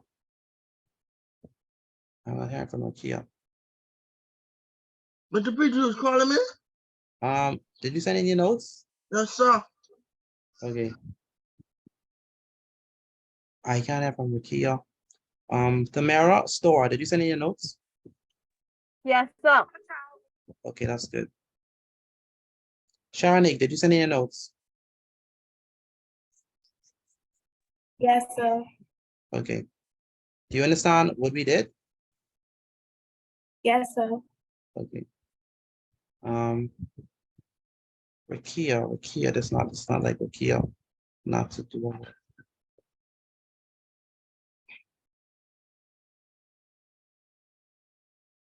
You called me? Rakia, where's Rakia? Rakia, are you there? Yes, sir. Oh, yes, I was calling you. Have you sent in your notes as yet? Yes, sir. Okay, that's good. Do you understand what we did? Yes, sir. Okay. If you have any questions, please let me know, okay? Okay. All right. Rashadane, where's Rashadane?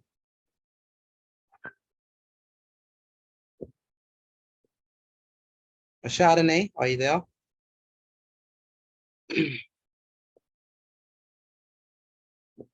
Rashadane, Yes, sir. please send in your notes. I You hear can me? understand. You hear me? Yes, sir. You said it's loading, eh? Yes, sir. Because I just finished on it. Okay.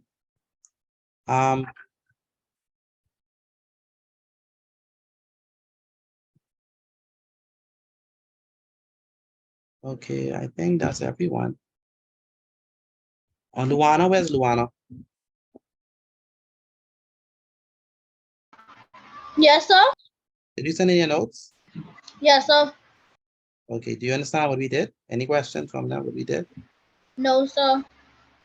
Okay, that's good. And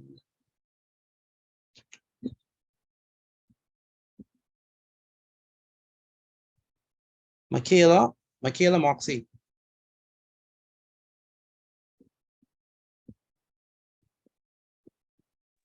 Yes, sir.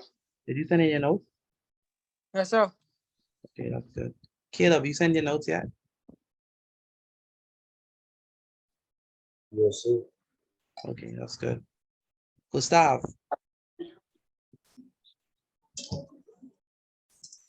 Yes, I haven't received your notes, because my mother hasn't shown yet. Okay, you did say that. Ashton, where's Ashton?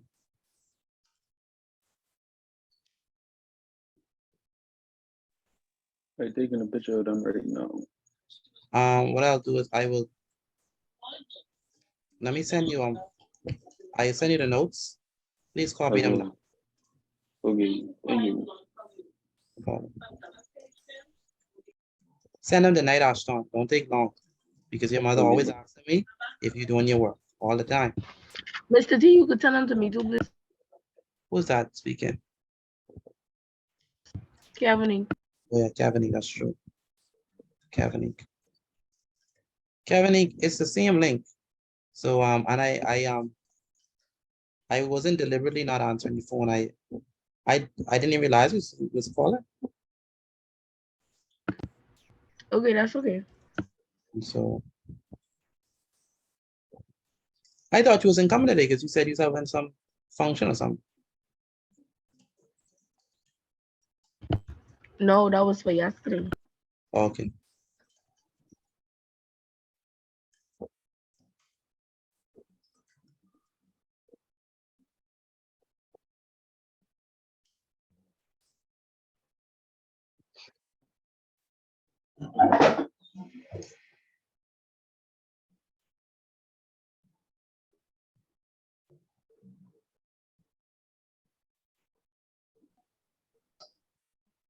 All right, so what we'll do is, what time is it? 7:50.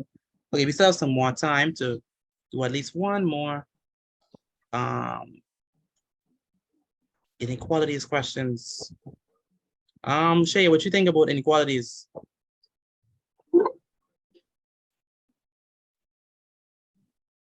Let's share.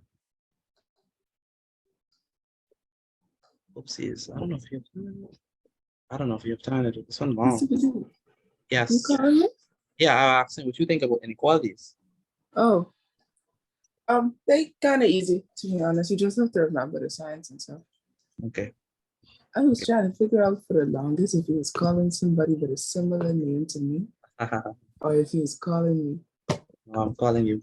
It's glad I dare you, even though you're on your vacation. Let's do this one. This one says on the graph below, please draw this.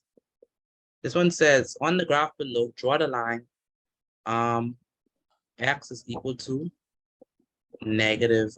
What year this is, Mr. Petit? This is year 2009.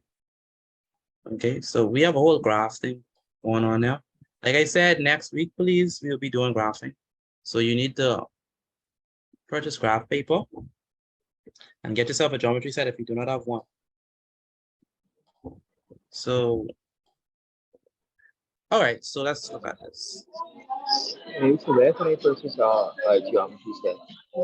Oh, little journals have it, bookstores have it, convenience store, certain convenience Where are stores. the generals located? Little Journals is located on Soldier Road. Yeah, Soldier Road? Yeah, Soldier Road. Okay. So they go on the super value and And they where have else? You can also find it on any bookstore. So there's a bookstore in front of Town Center Mall. Pindus Mart. They have it. You have Boss Bahamas. That's located top of the Marquis Street, behind Super Value. They sell it. Book World also has it. And any Mom, Mr. Petit, you know everything. no, I don't know everything. But any bookstore would have them stuff. School supplies, they have them. Definitely they have geometry set and calculator. So the first thing they say to do is all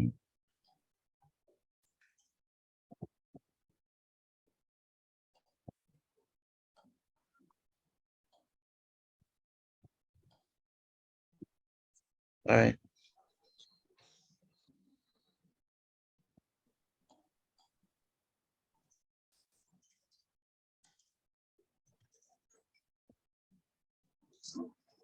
Okay, so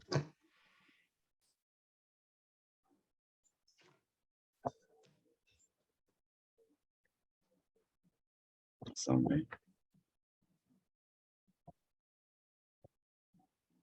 All right, so this one is going to be a little interesting.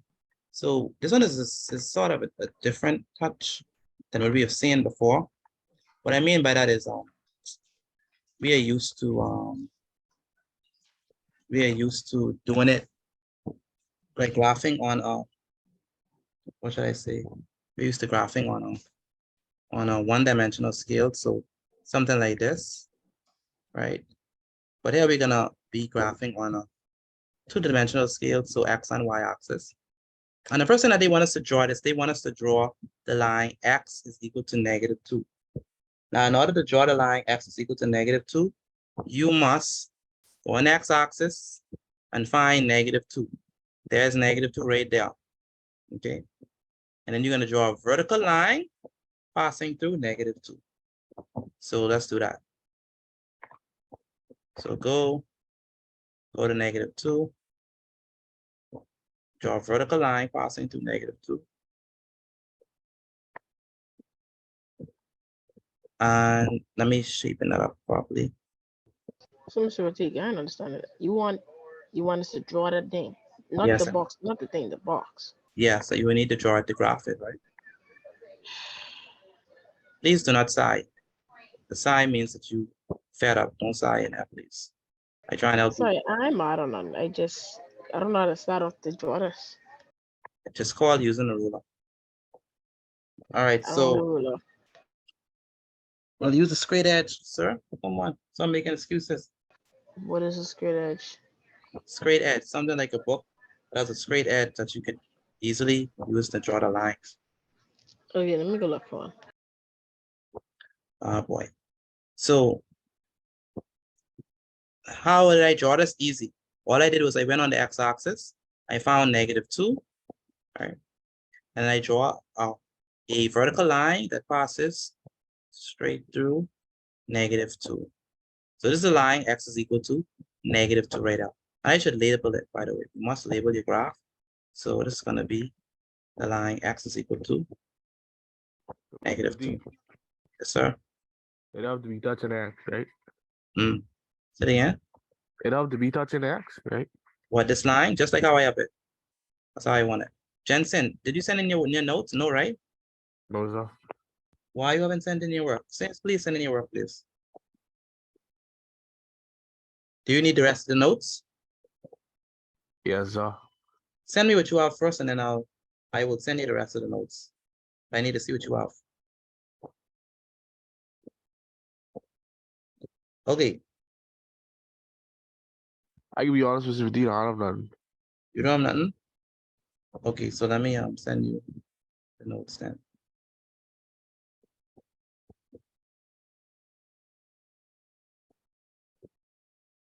Jensen, don't fall off. You start off so good. Do not fall off. You hear me?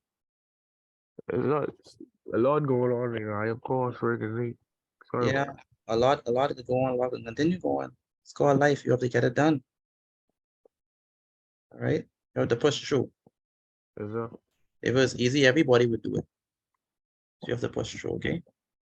So Yes, sir. x is equal to -2. This is the line right now. And you want to shade x is greater than -2. So you want to shade the area where x is greater than -2. So tell me, which part is going to be greater than -2? This part, let me go. The right side of the red line or the left side of the red line? Which one thing is going to be greater? The right. The right, very good. Because we have 1, 2, 3, 4, 5. The side is going to be greater. So we're going to shade that side. Okay, so I'm going to shade it. So you're going to get a pencil and you're going to shade it. I'm going to shade it using a highlighter. So I'm going to highlight shade it like this. So, but you're going to use your pencil and shade this side.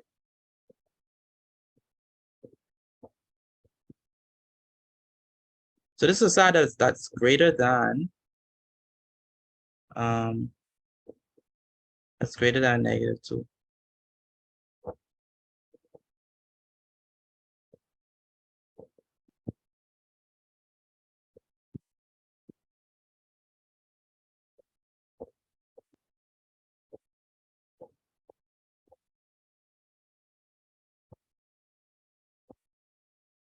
So all of this need to be shaded. Every last part of it needs to be shaded. It's almost time for language, right? It's time for language. One thing with maths, boy, maths goes so fast. So Shaya, where's Shaya? Right there. This is the next part of inequalities, where you have to actually shade it on a XY plane. Okay. I using my pen right now to shade this. Whenever I get back in answer, I'll probably like redo it with a pencil. Okay. Excuse me, Miss Petit. Go ahead. I have excuse, please. For how long?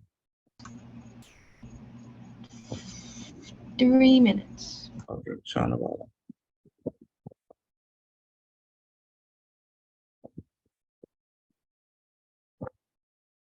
So we're gonna shade all of this.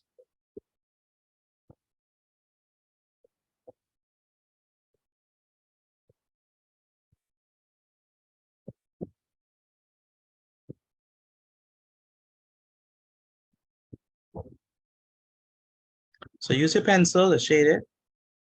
Shade all the side on to the right.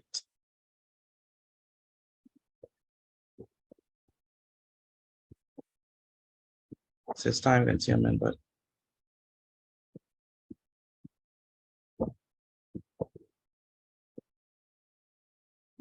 we have to do it.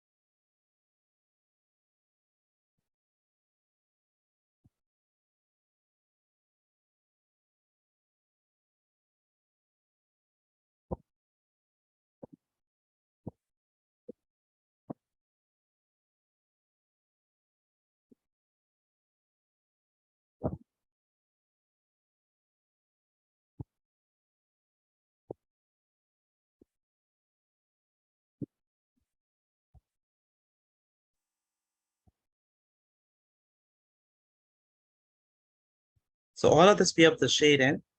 So when you draw your graph, make sure you shade in all of this part, okay? And when I see your pictures, I need to see all of this side shaded. So this is the side where x is greater than -2.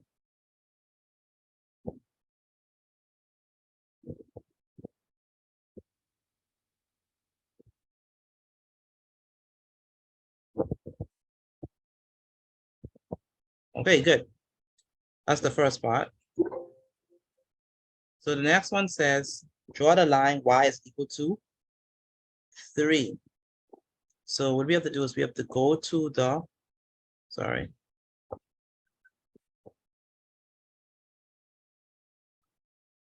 In order to draw the line y is equal to -3, we have to, in order to draw the line y is equal to 3, we have to go to the y-axis. This is the y-axis right here. The same one. Go to the y-axis and find 3 and draw a horizontal line that is going to be, what should I say? That's going to cross that same point 3. So we're going to draw a horizontal line going from side to side that passes through 3.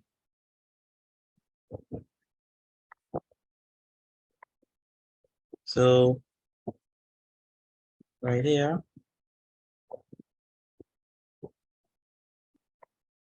good. So this is going to be equal to y is equal to 3. So we have to label that. So we have to label that line y equal to 3. Please do it just like this. Okay, so now that we have the y equal to 3 labeled, now we have to shade the region. So we have that labeled. Now we have to shade the region where y is less than 3. So my question is it going to be above the blue line or below the blue line? Above it or below it? What do you think? Where y is less than 3. Y is less. So is it going to be above it, 5, 4? Or is it going to be below 2, 1, -2, whatever? Above or below? Below. Below. Below, definitely below. So where are we going to shade? We're going to shade above or below?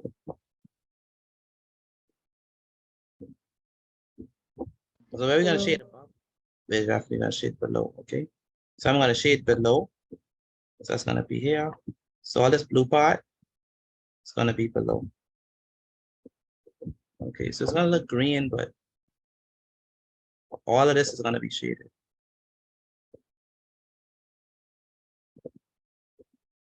So you have the shade below as well. And there should be an overlapping, right? Where those two inequalities intersect or meet. Okay. And that's fine if you have the overlapping just means that, hey, these are the values for which y is less than 3 and x is greater than -2. Okay. If there's no overlapping, the part where there's no overlapping, that's fine as well.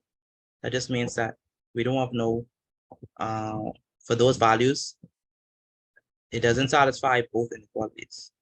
Oh, Mr. Petit, Yes, sir. how you see where you have y3, right? What that doing on the negative side though? Y is equal to 3? Yeah, you have it on the negative side.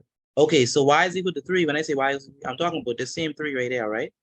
So I have to draw a horizontal line that cuts 3. Okay. Now I could put this. This is just my labeling. I'm just labeling this same blue line. That's all that is. Okay. That's just a label. I can put it here in the middle wherever, but I just choose to put it there. Okay. So what if they say -3? So if they say y is equal to -3, then I would draw the line right here. Cut it out at the bottom. Oh, I see what you're saying. I see what you're saying. Yeah. And then it's on the negative side at the bottom, you see, so yeah, that's fine.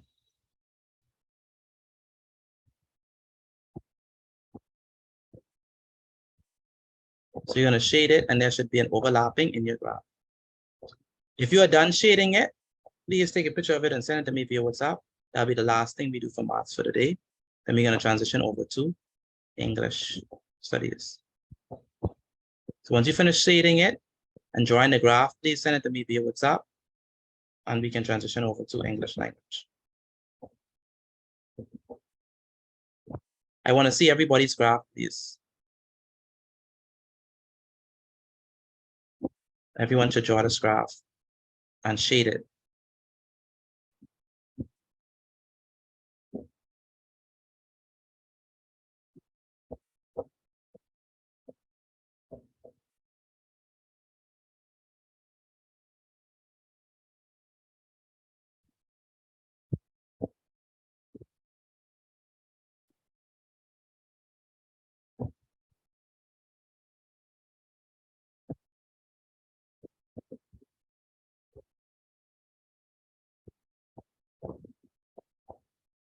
Mr. Petit, Hello, yes, Tamara.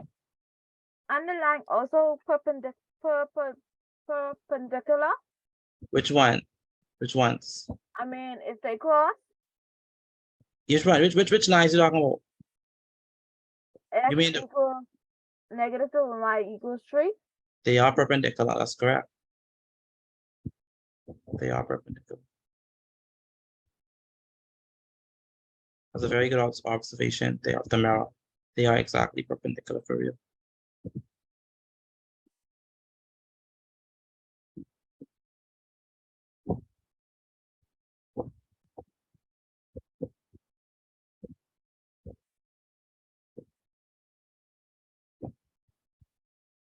All right, please send in your graph. If you already send your graph, you can leave if you're not staying for English, but you must send your graph before you leave. That's the last thing to complete.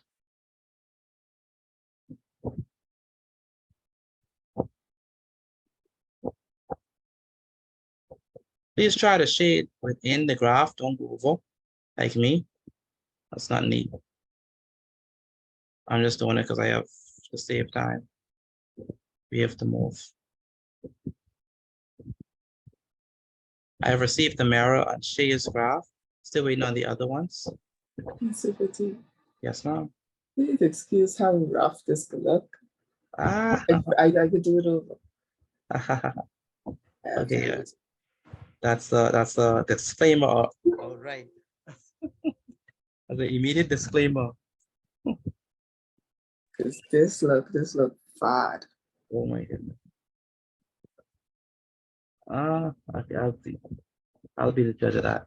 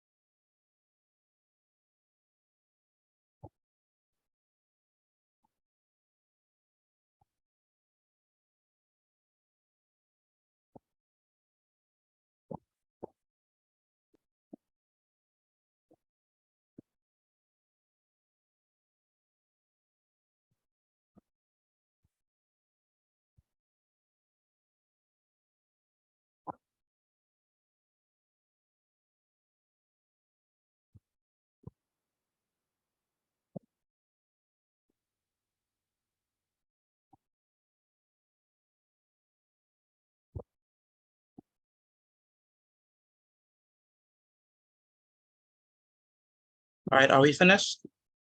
Are we done?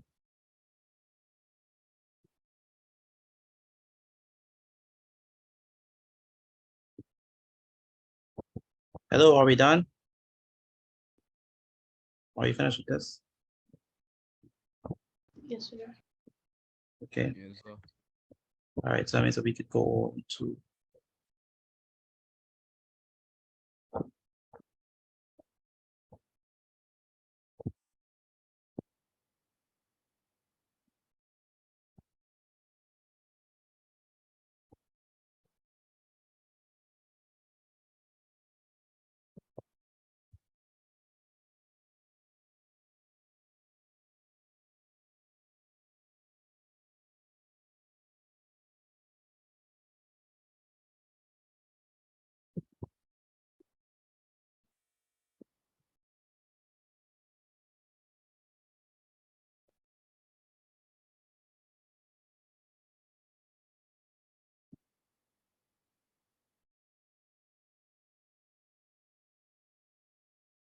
All right, so let's begin English studies. Today we're gonna be. Yes. I'm terribly sorry if this looks completely wrong because I'm used to doing it on graph paper. So since I don't have any graph paper, I did it on folder sheet and it confused me because I did it on folder sheet. So I'm sorry if it looked horrible. Okay. Well, what you have to do is, do you have any graphing paper? No, sir, I used all of mine because we doing graphs in math currently. Okay. So what you need to do is you need to ask your mommy to purchase some graph paper so that you could be able to use some for class. Okay. Yes, sir. Okay. All right. So let's begin. So we're going to begin with English language. Today we're going to be looking at. Write this down. We're going to be looking at idioms and their meanings. Idioms and their meanings. So let me allow Stacey inside. Aaron, Miss Aaron.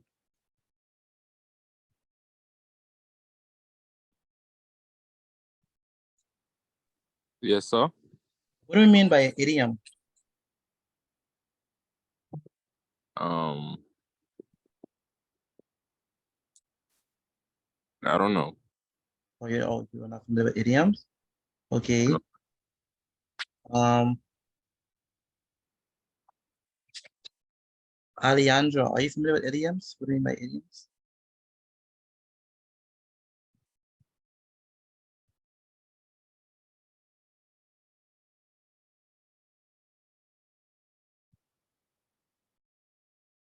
Alejandro?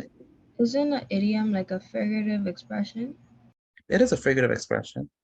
Well, let me ask this generally. Who knows what an idiom is? Isn't it like a phrase? Doesn't it like present a figure or something? It's basically like a sent. It's like words used to describe something completely different. It's Okay. like a phrase Like used. if you say somebody like, sorry to cut you off, by the way. If you say somebody like under the weather or something. Okay, very good. So saying that someone is under the weather, what does that mean? They don't feel good. It means that they don't feel good. That means that they are not well. That's an idiom, right? So idiom is basically a phrase that we use in everyday language that is figurative in nature, that implies another meaning. So that's what we're going to be looking at in today's lesson. Where is Serenity Markey? Is she still there? She did a good job, by the way, with her graph. All right, so let's begin with the definition. Oh, by the way. Okay, so all I want you to do for this slide is I just want you to write what is an idiom. That's this particular definition. It says an idiom. Let me circle it. The one that I want you to write. Oh my goodness. Is my screen still sharing? Let me share it. Let me see. Okay, good. So I just came back. okay, good. So this is an idiom right at this spot. I want you to write what is an idiom and its definition. Okay, Aaron, can you read the definition of an idiom, please?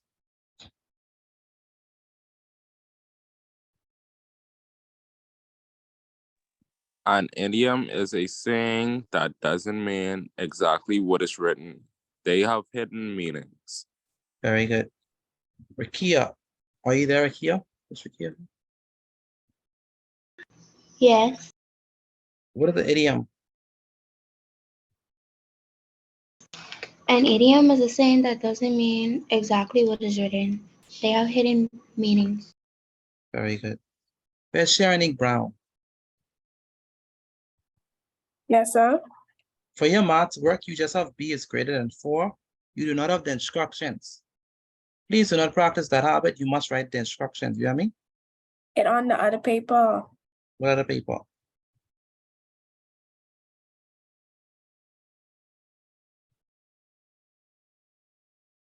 Oh, I see it now. Okay, my apologies. I see. Okay, good. By the way, Sharon, what do we mean by an idiom? It is a saying that doesn't mean exactly what is written, and it has hidden meanings. Very good. Kevin, what is an idiom?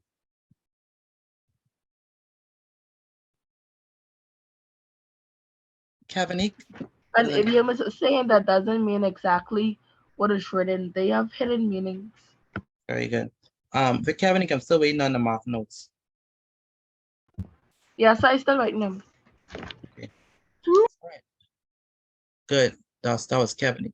Okay, so write this down for me, please. Do we have this written down already? This particular slide? Yes, sir. All right, good. All right, so let's move right along. So we're gonna go through some examples of idioms, right? And I want you to write down what it's saying and what does it mean, okay? So, play our drawings. So if I said that, anyone ever heard this before? The ball is in your court. The ball is in your court. Never heard that before? No, sir. No, sir. No, you can't be Yes, serious. sir. Well, even though I feel like I heard it as in like the ball is in your park or something like that. And I know the basketball is in your court. You never heard the ball is in your court? Wow. No, sir. I heard the ball is in your park. No, the ball is in your court. That's a famous idiom. What is it? This an example. Say it again, Rashad, you've heard it before, right? An example. You said give us an okay. All right, you say give me an example. So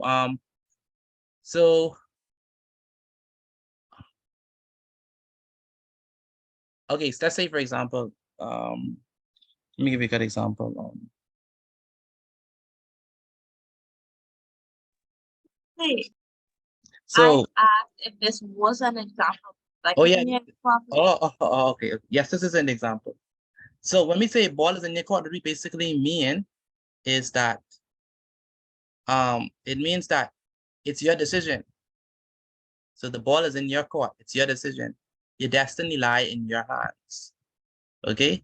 So you might have a person say, especially when you're trying to encourage someone or motivate someone, say, listen, your destiny lies in your hands.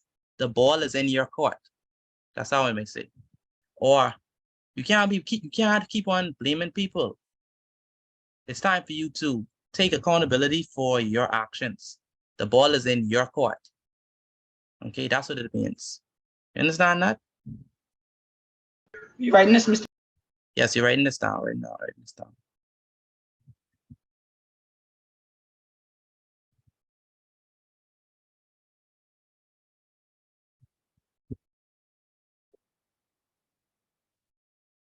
Right, that? Yes, write it down. Okay, so Jennifer, what do we mean when we say the ball is in your court? What do we mean?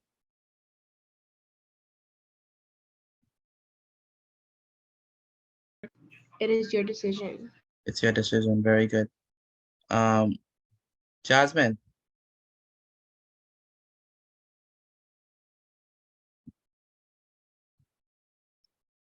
Jasmine. Fine, have fun for real.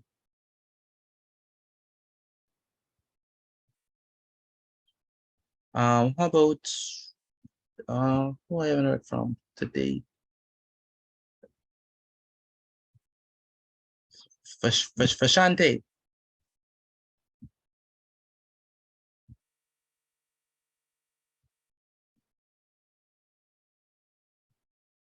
Fashante, where's Fashante?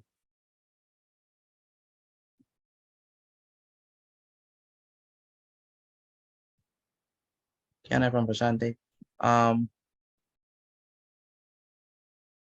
Rakia. Yes, sir. What do we mean when we say the ball is in your court? What does that mean?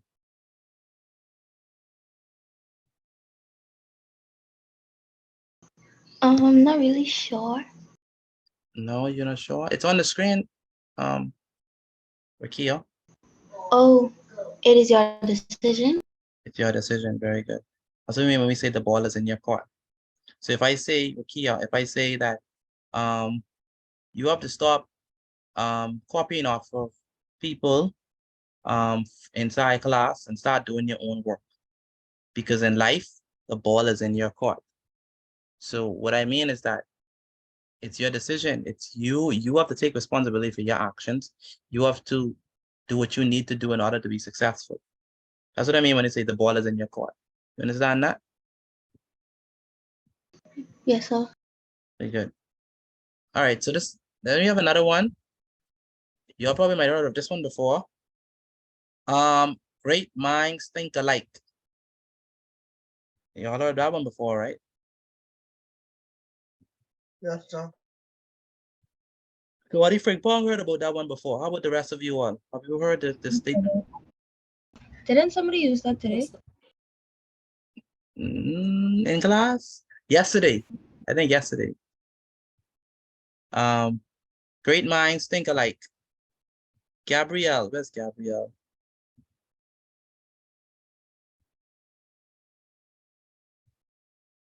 Gabrielle, Gail.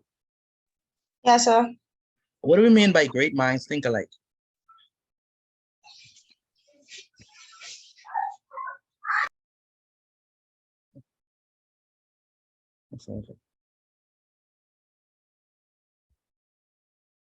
What do you mean by that?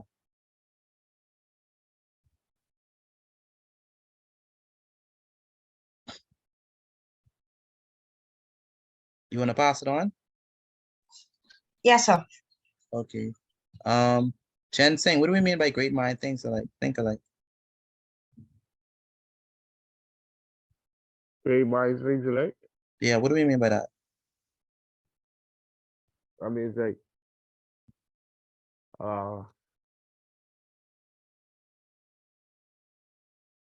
I would say,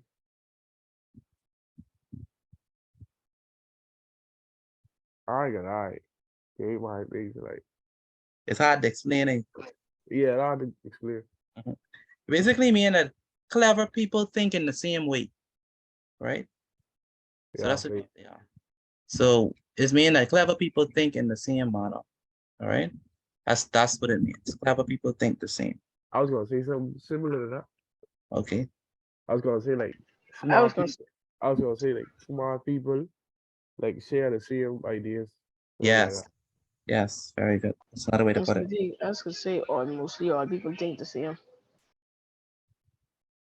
Not all people. It's great minds think alike. There's a difference.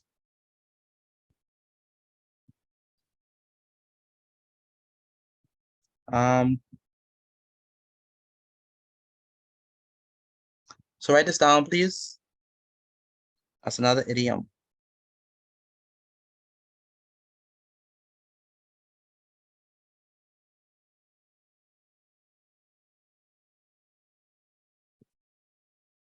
Angelina, Yes, sir. when we say great mind thinks alike, what do we mean? That means clever people think the same. Very good. Malaya,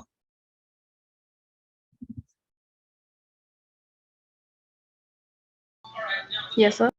what do we mean when we say great minds think alike? Clever people think the same. Yeah, clever people think the same. All right, write this down for me, please. Let's move on to the next one. So the third one we have is, third idiom is, you are what you eat. You are what you eat. Anyone have heard that before? You are what you eat. Yes, sir. I think everybody should Yes, have. sir. Okay, good. Especially in being Say it again. yes, sir. Especially in being man. All right, what does that mean, Mikhail? You are what you eat. Like, so like you eat something small, like I mean, like I don't really know, but like, so like some the size of something that you eat, they mean it like that's the size of you or whatever. I don't know. It could be something mean nice. At the same time, you never know. No, definitely not. It's more like, what does it mean?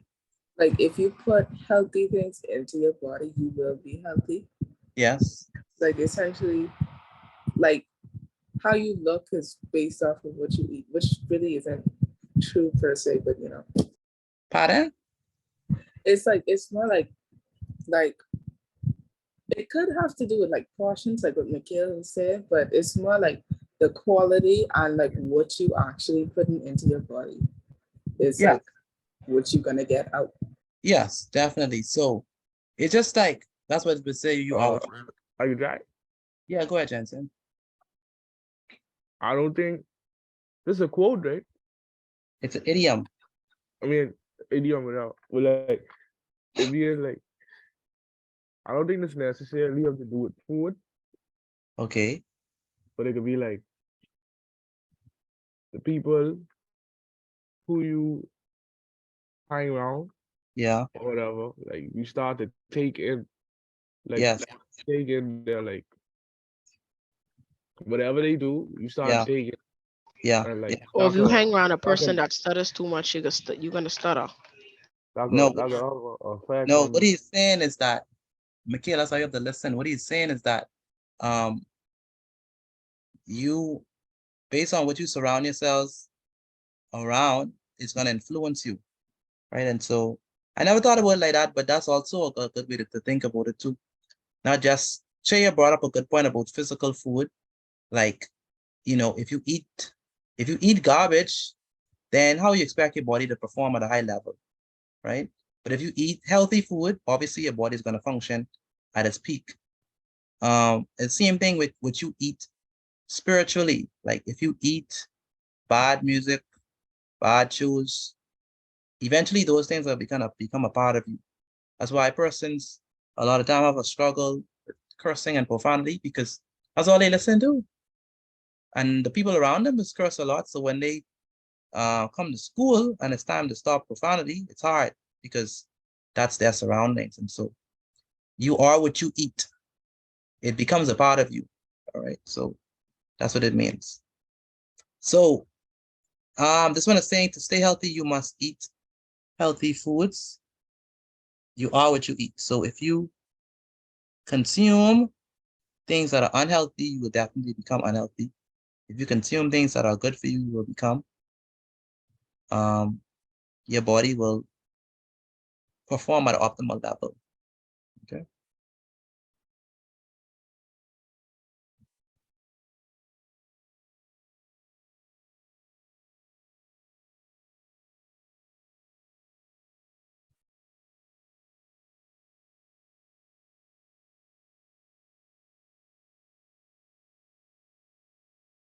All right, moving right along.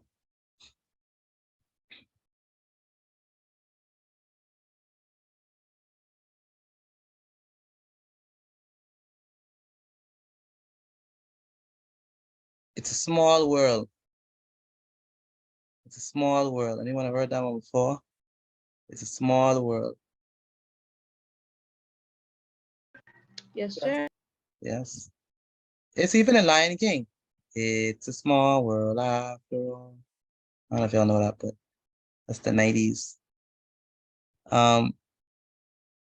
What does that mean? Jennifer, what do we mean by it's a small world?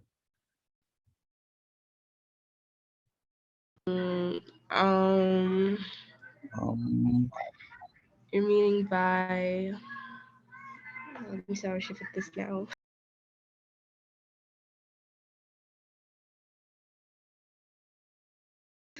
That you have more to live? No. Alejandro, what do you mean by it's a small world? It means like you see people you know constantly, like you could. What it mean like? So you remember somebody from like primary school, and like that's like years later, and you see them again. Yeah. So tightly knitted, right? So, the small world means bumping into people that you know in unexpected places, right? That's what I mean. It's a small world, right? That's what I mean.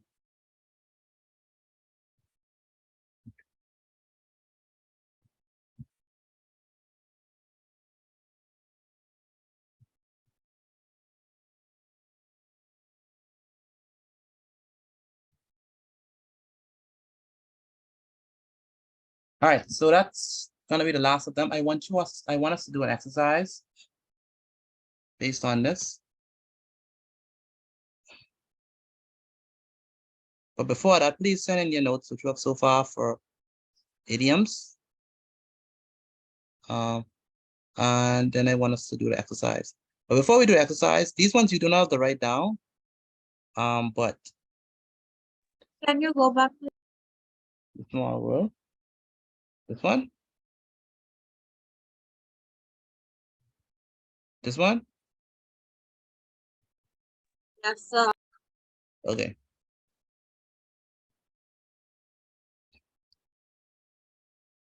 So there's another one is when people say piece of cake. Piece of cake. What does that mean? Like something is too easy. Very easy, yeah. Very good. Another one would be if I say water under the bridge. Water under the bridge. What? Huh? Water under the bridge. You did something?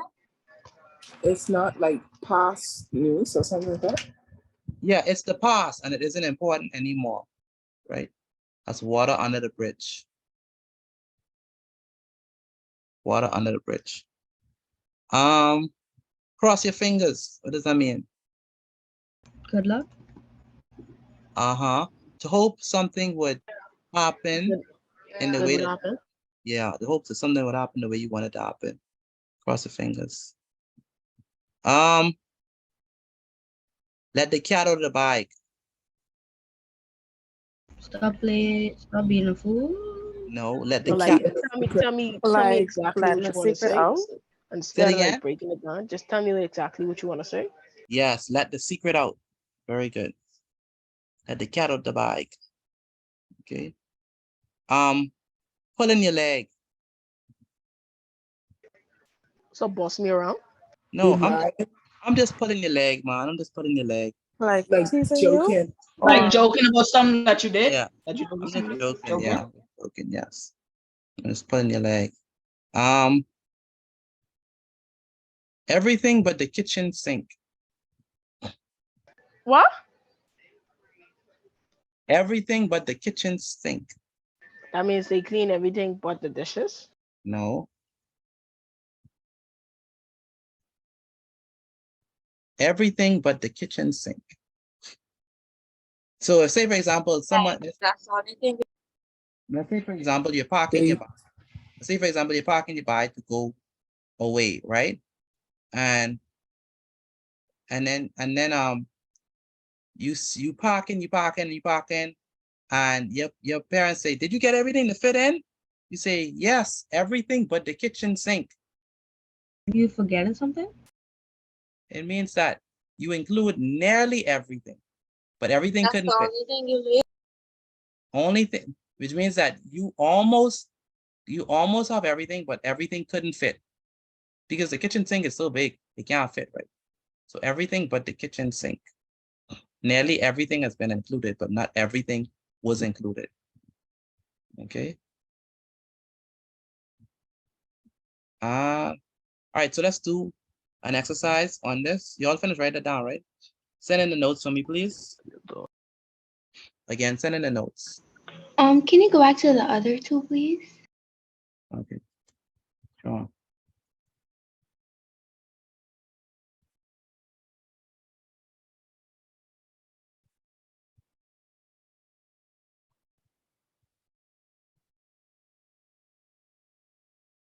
It's a small world. This one? Yes, thank you. Just this? Anything else? No, sir. Okay. Sorry, Mr. Kaji, can you go back to the first slide about what is the idiom? I missed the last line. They have heading meanings.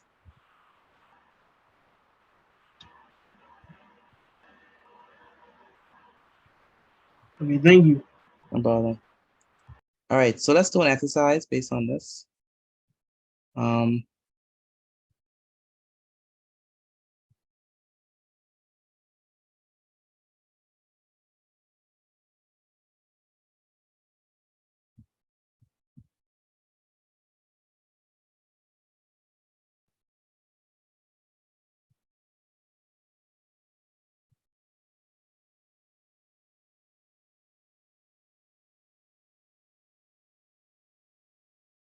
Okay, can y'all see it?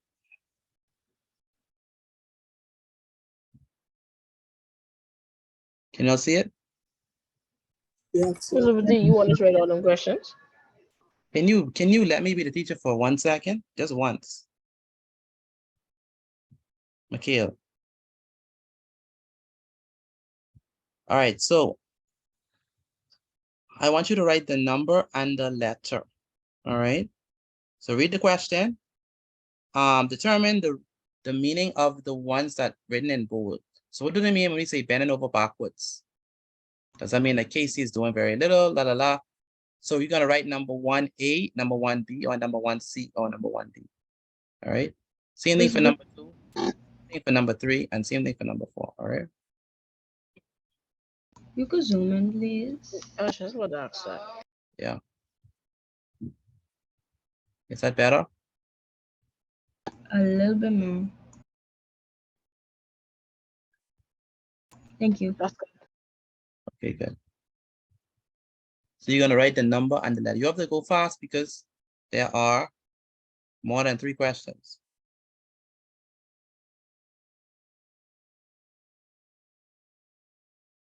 Miss Petit, you could spell on to number 4 really quickly. Number 4? Yes, sir. Okay.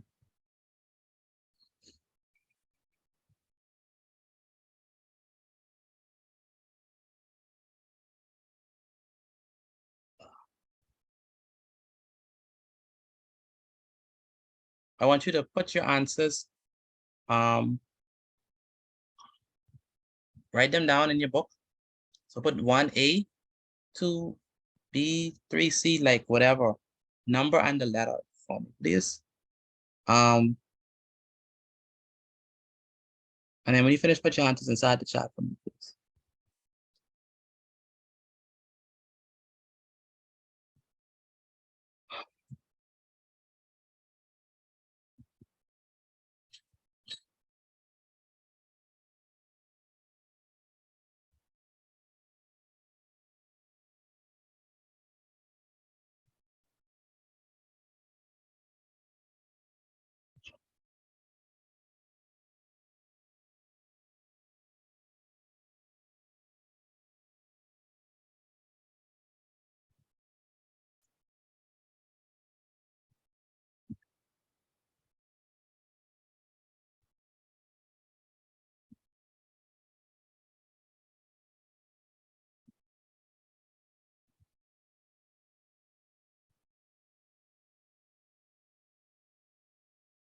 Said numbers 1 to what?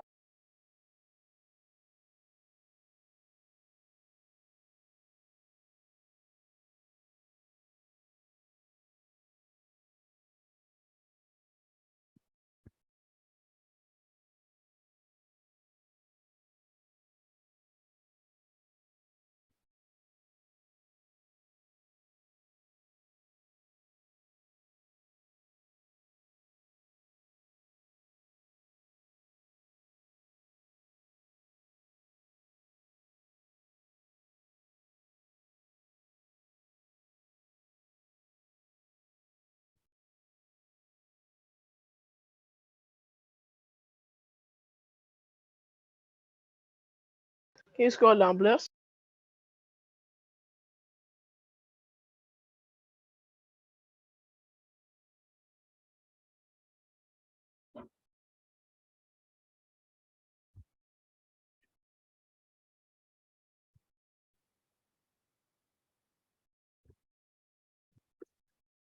Okay, Miss Lizzie? I just want you to do 1 through 5. So let me scroll down. So just do 4 and 5. Just 4 and 5. So 1, 2, 3, 4, and 5, and then we're gonna go over the answers right now once you finish.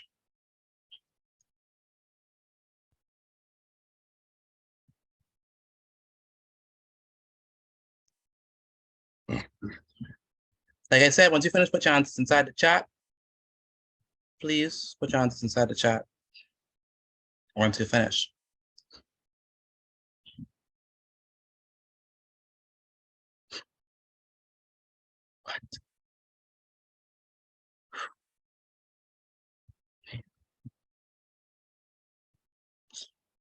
Yes.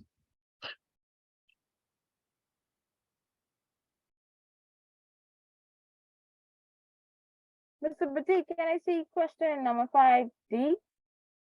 D, you can't see it? Okay.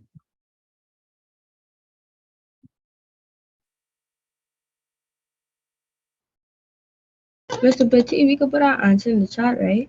Yes, put your answers inside the chat.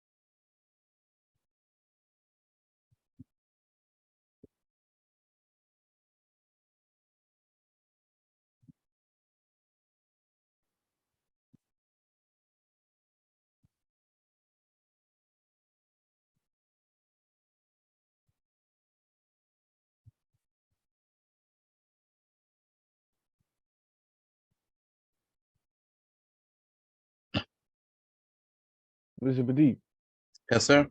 what number you say start to again? 5. 5. All right.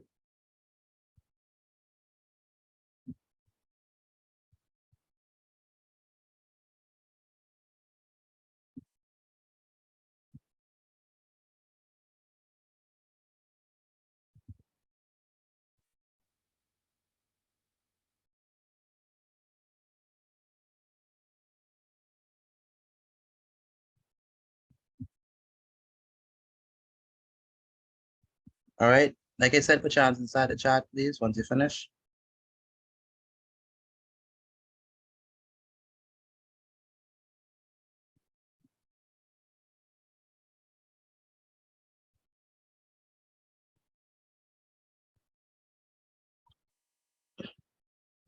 Mr. Petit, you can scroll back up to number 2 real quick, please. How come you just on number 2? Jensen? No, I on number 2. I got it.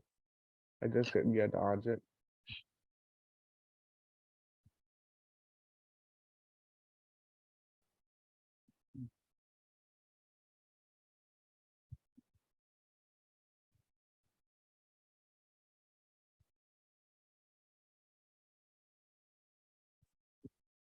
All right. All right.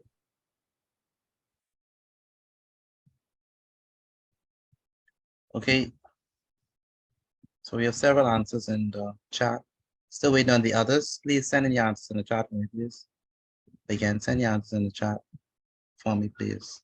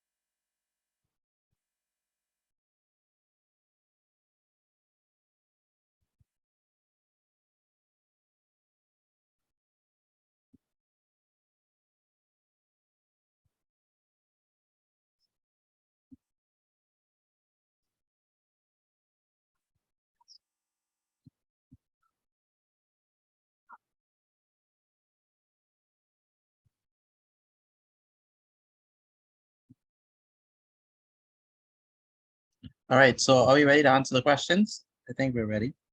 Yes, sir. Yes, no, maybe so. We should be ready. Are you ready to answer the questions?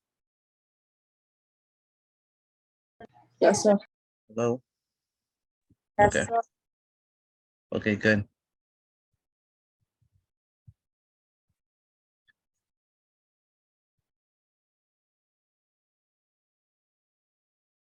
Okay, so the correct answer here, I have it right now. Y'all can see it, right? So for number 1, it's gonna be, let's read it. Let's read over the questions first. We should be able to get it. Hands down.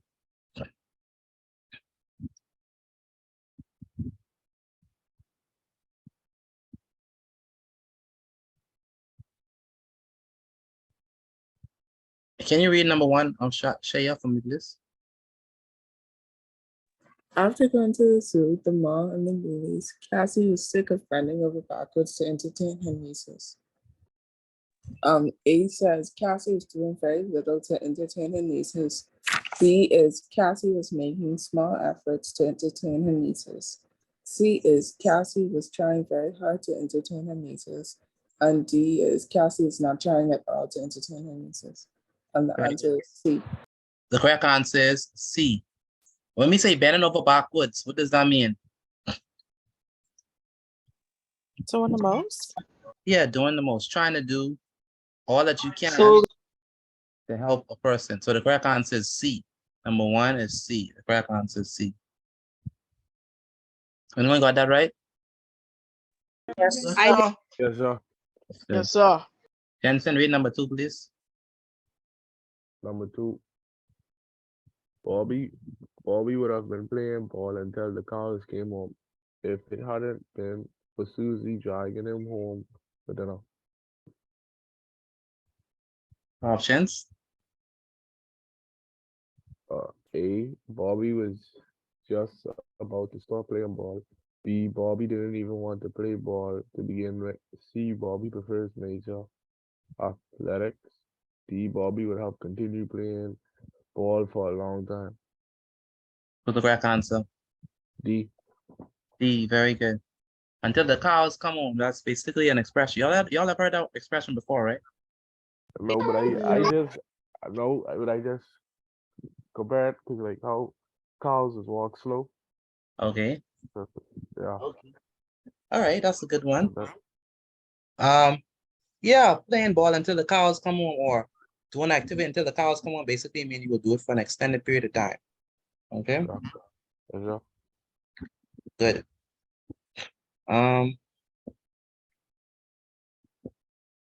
Number 3, Alejandra. Read it for me, please. Mr. Johnson.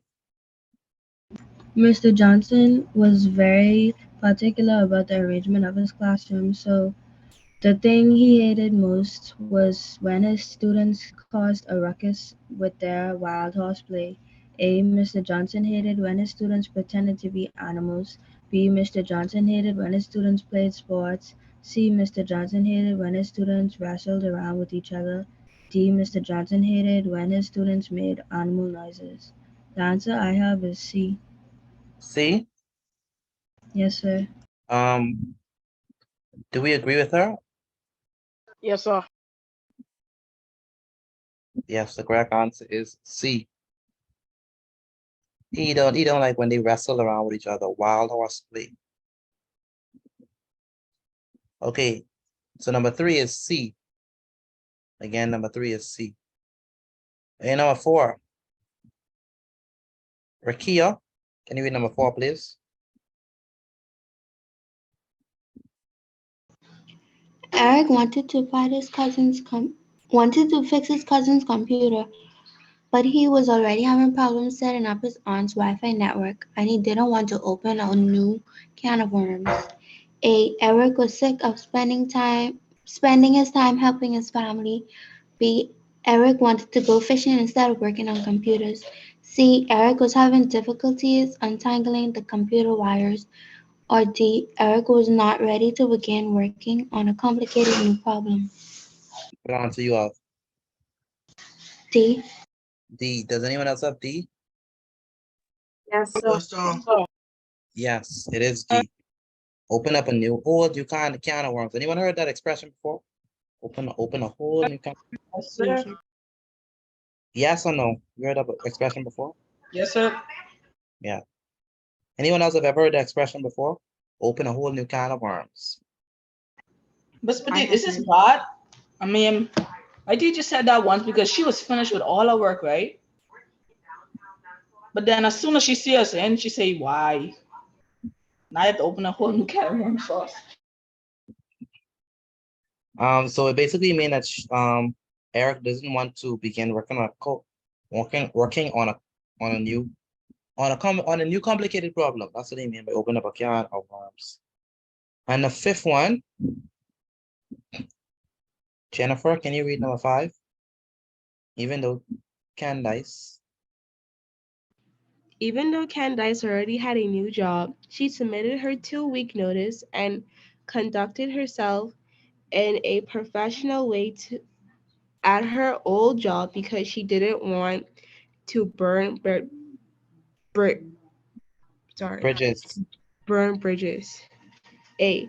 Candice didn't want to ruin her positive relationship with her old employer.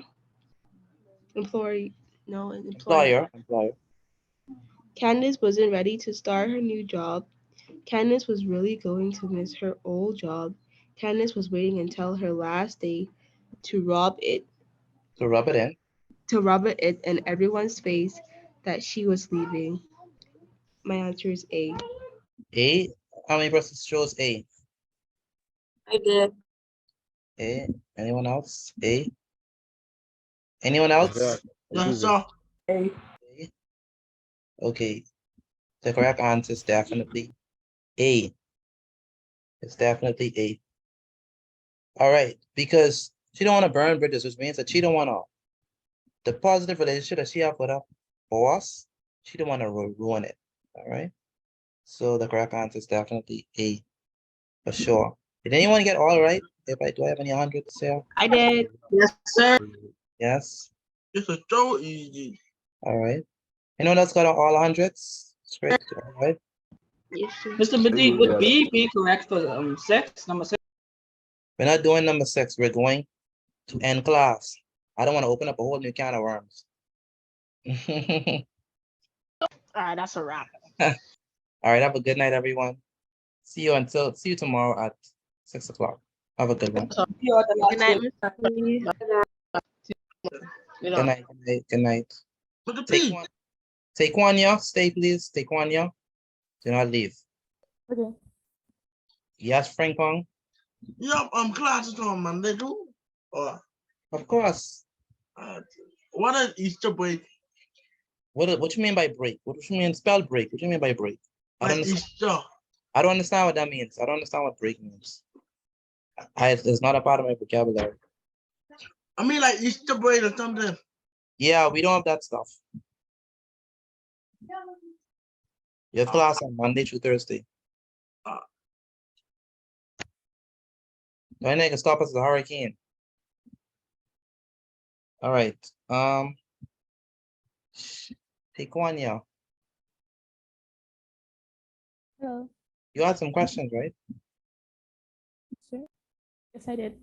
Okay, so I'm gonna end this meeting and then log right back in, okay? Okay. Mhm.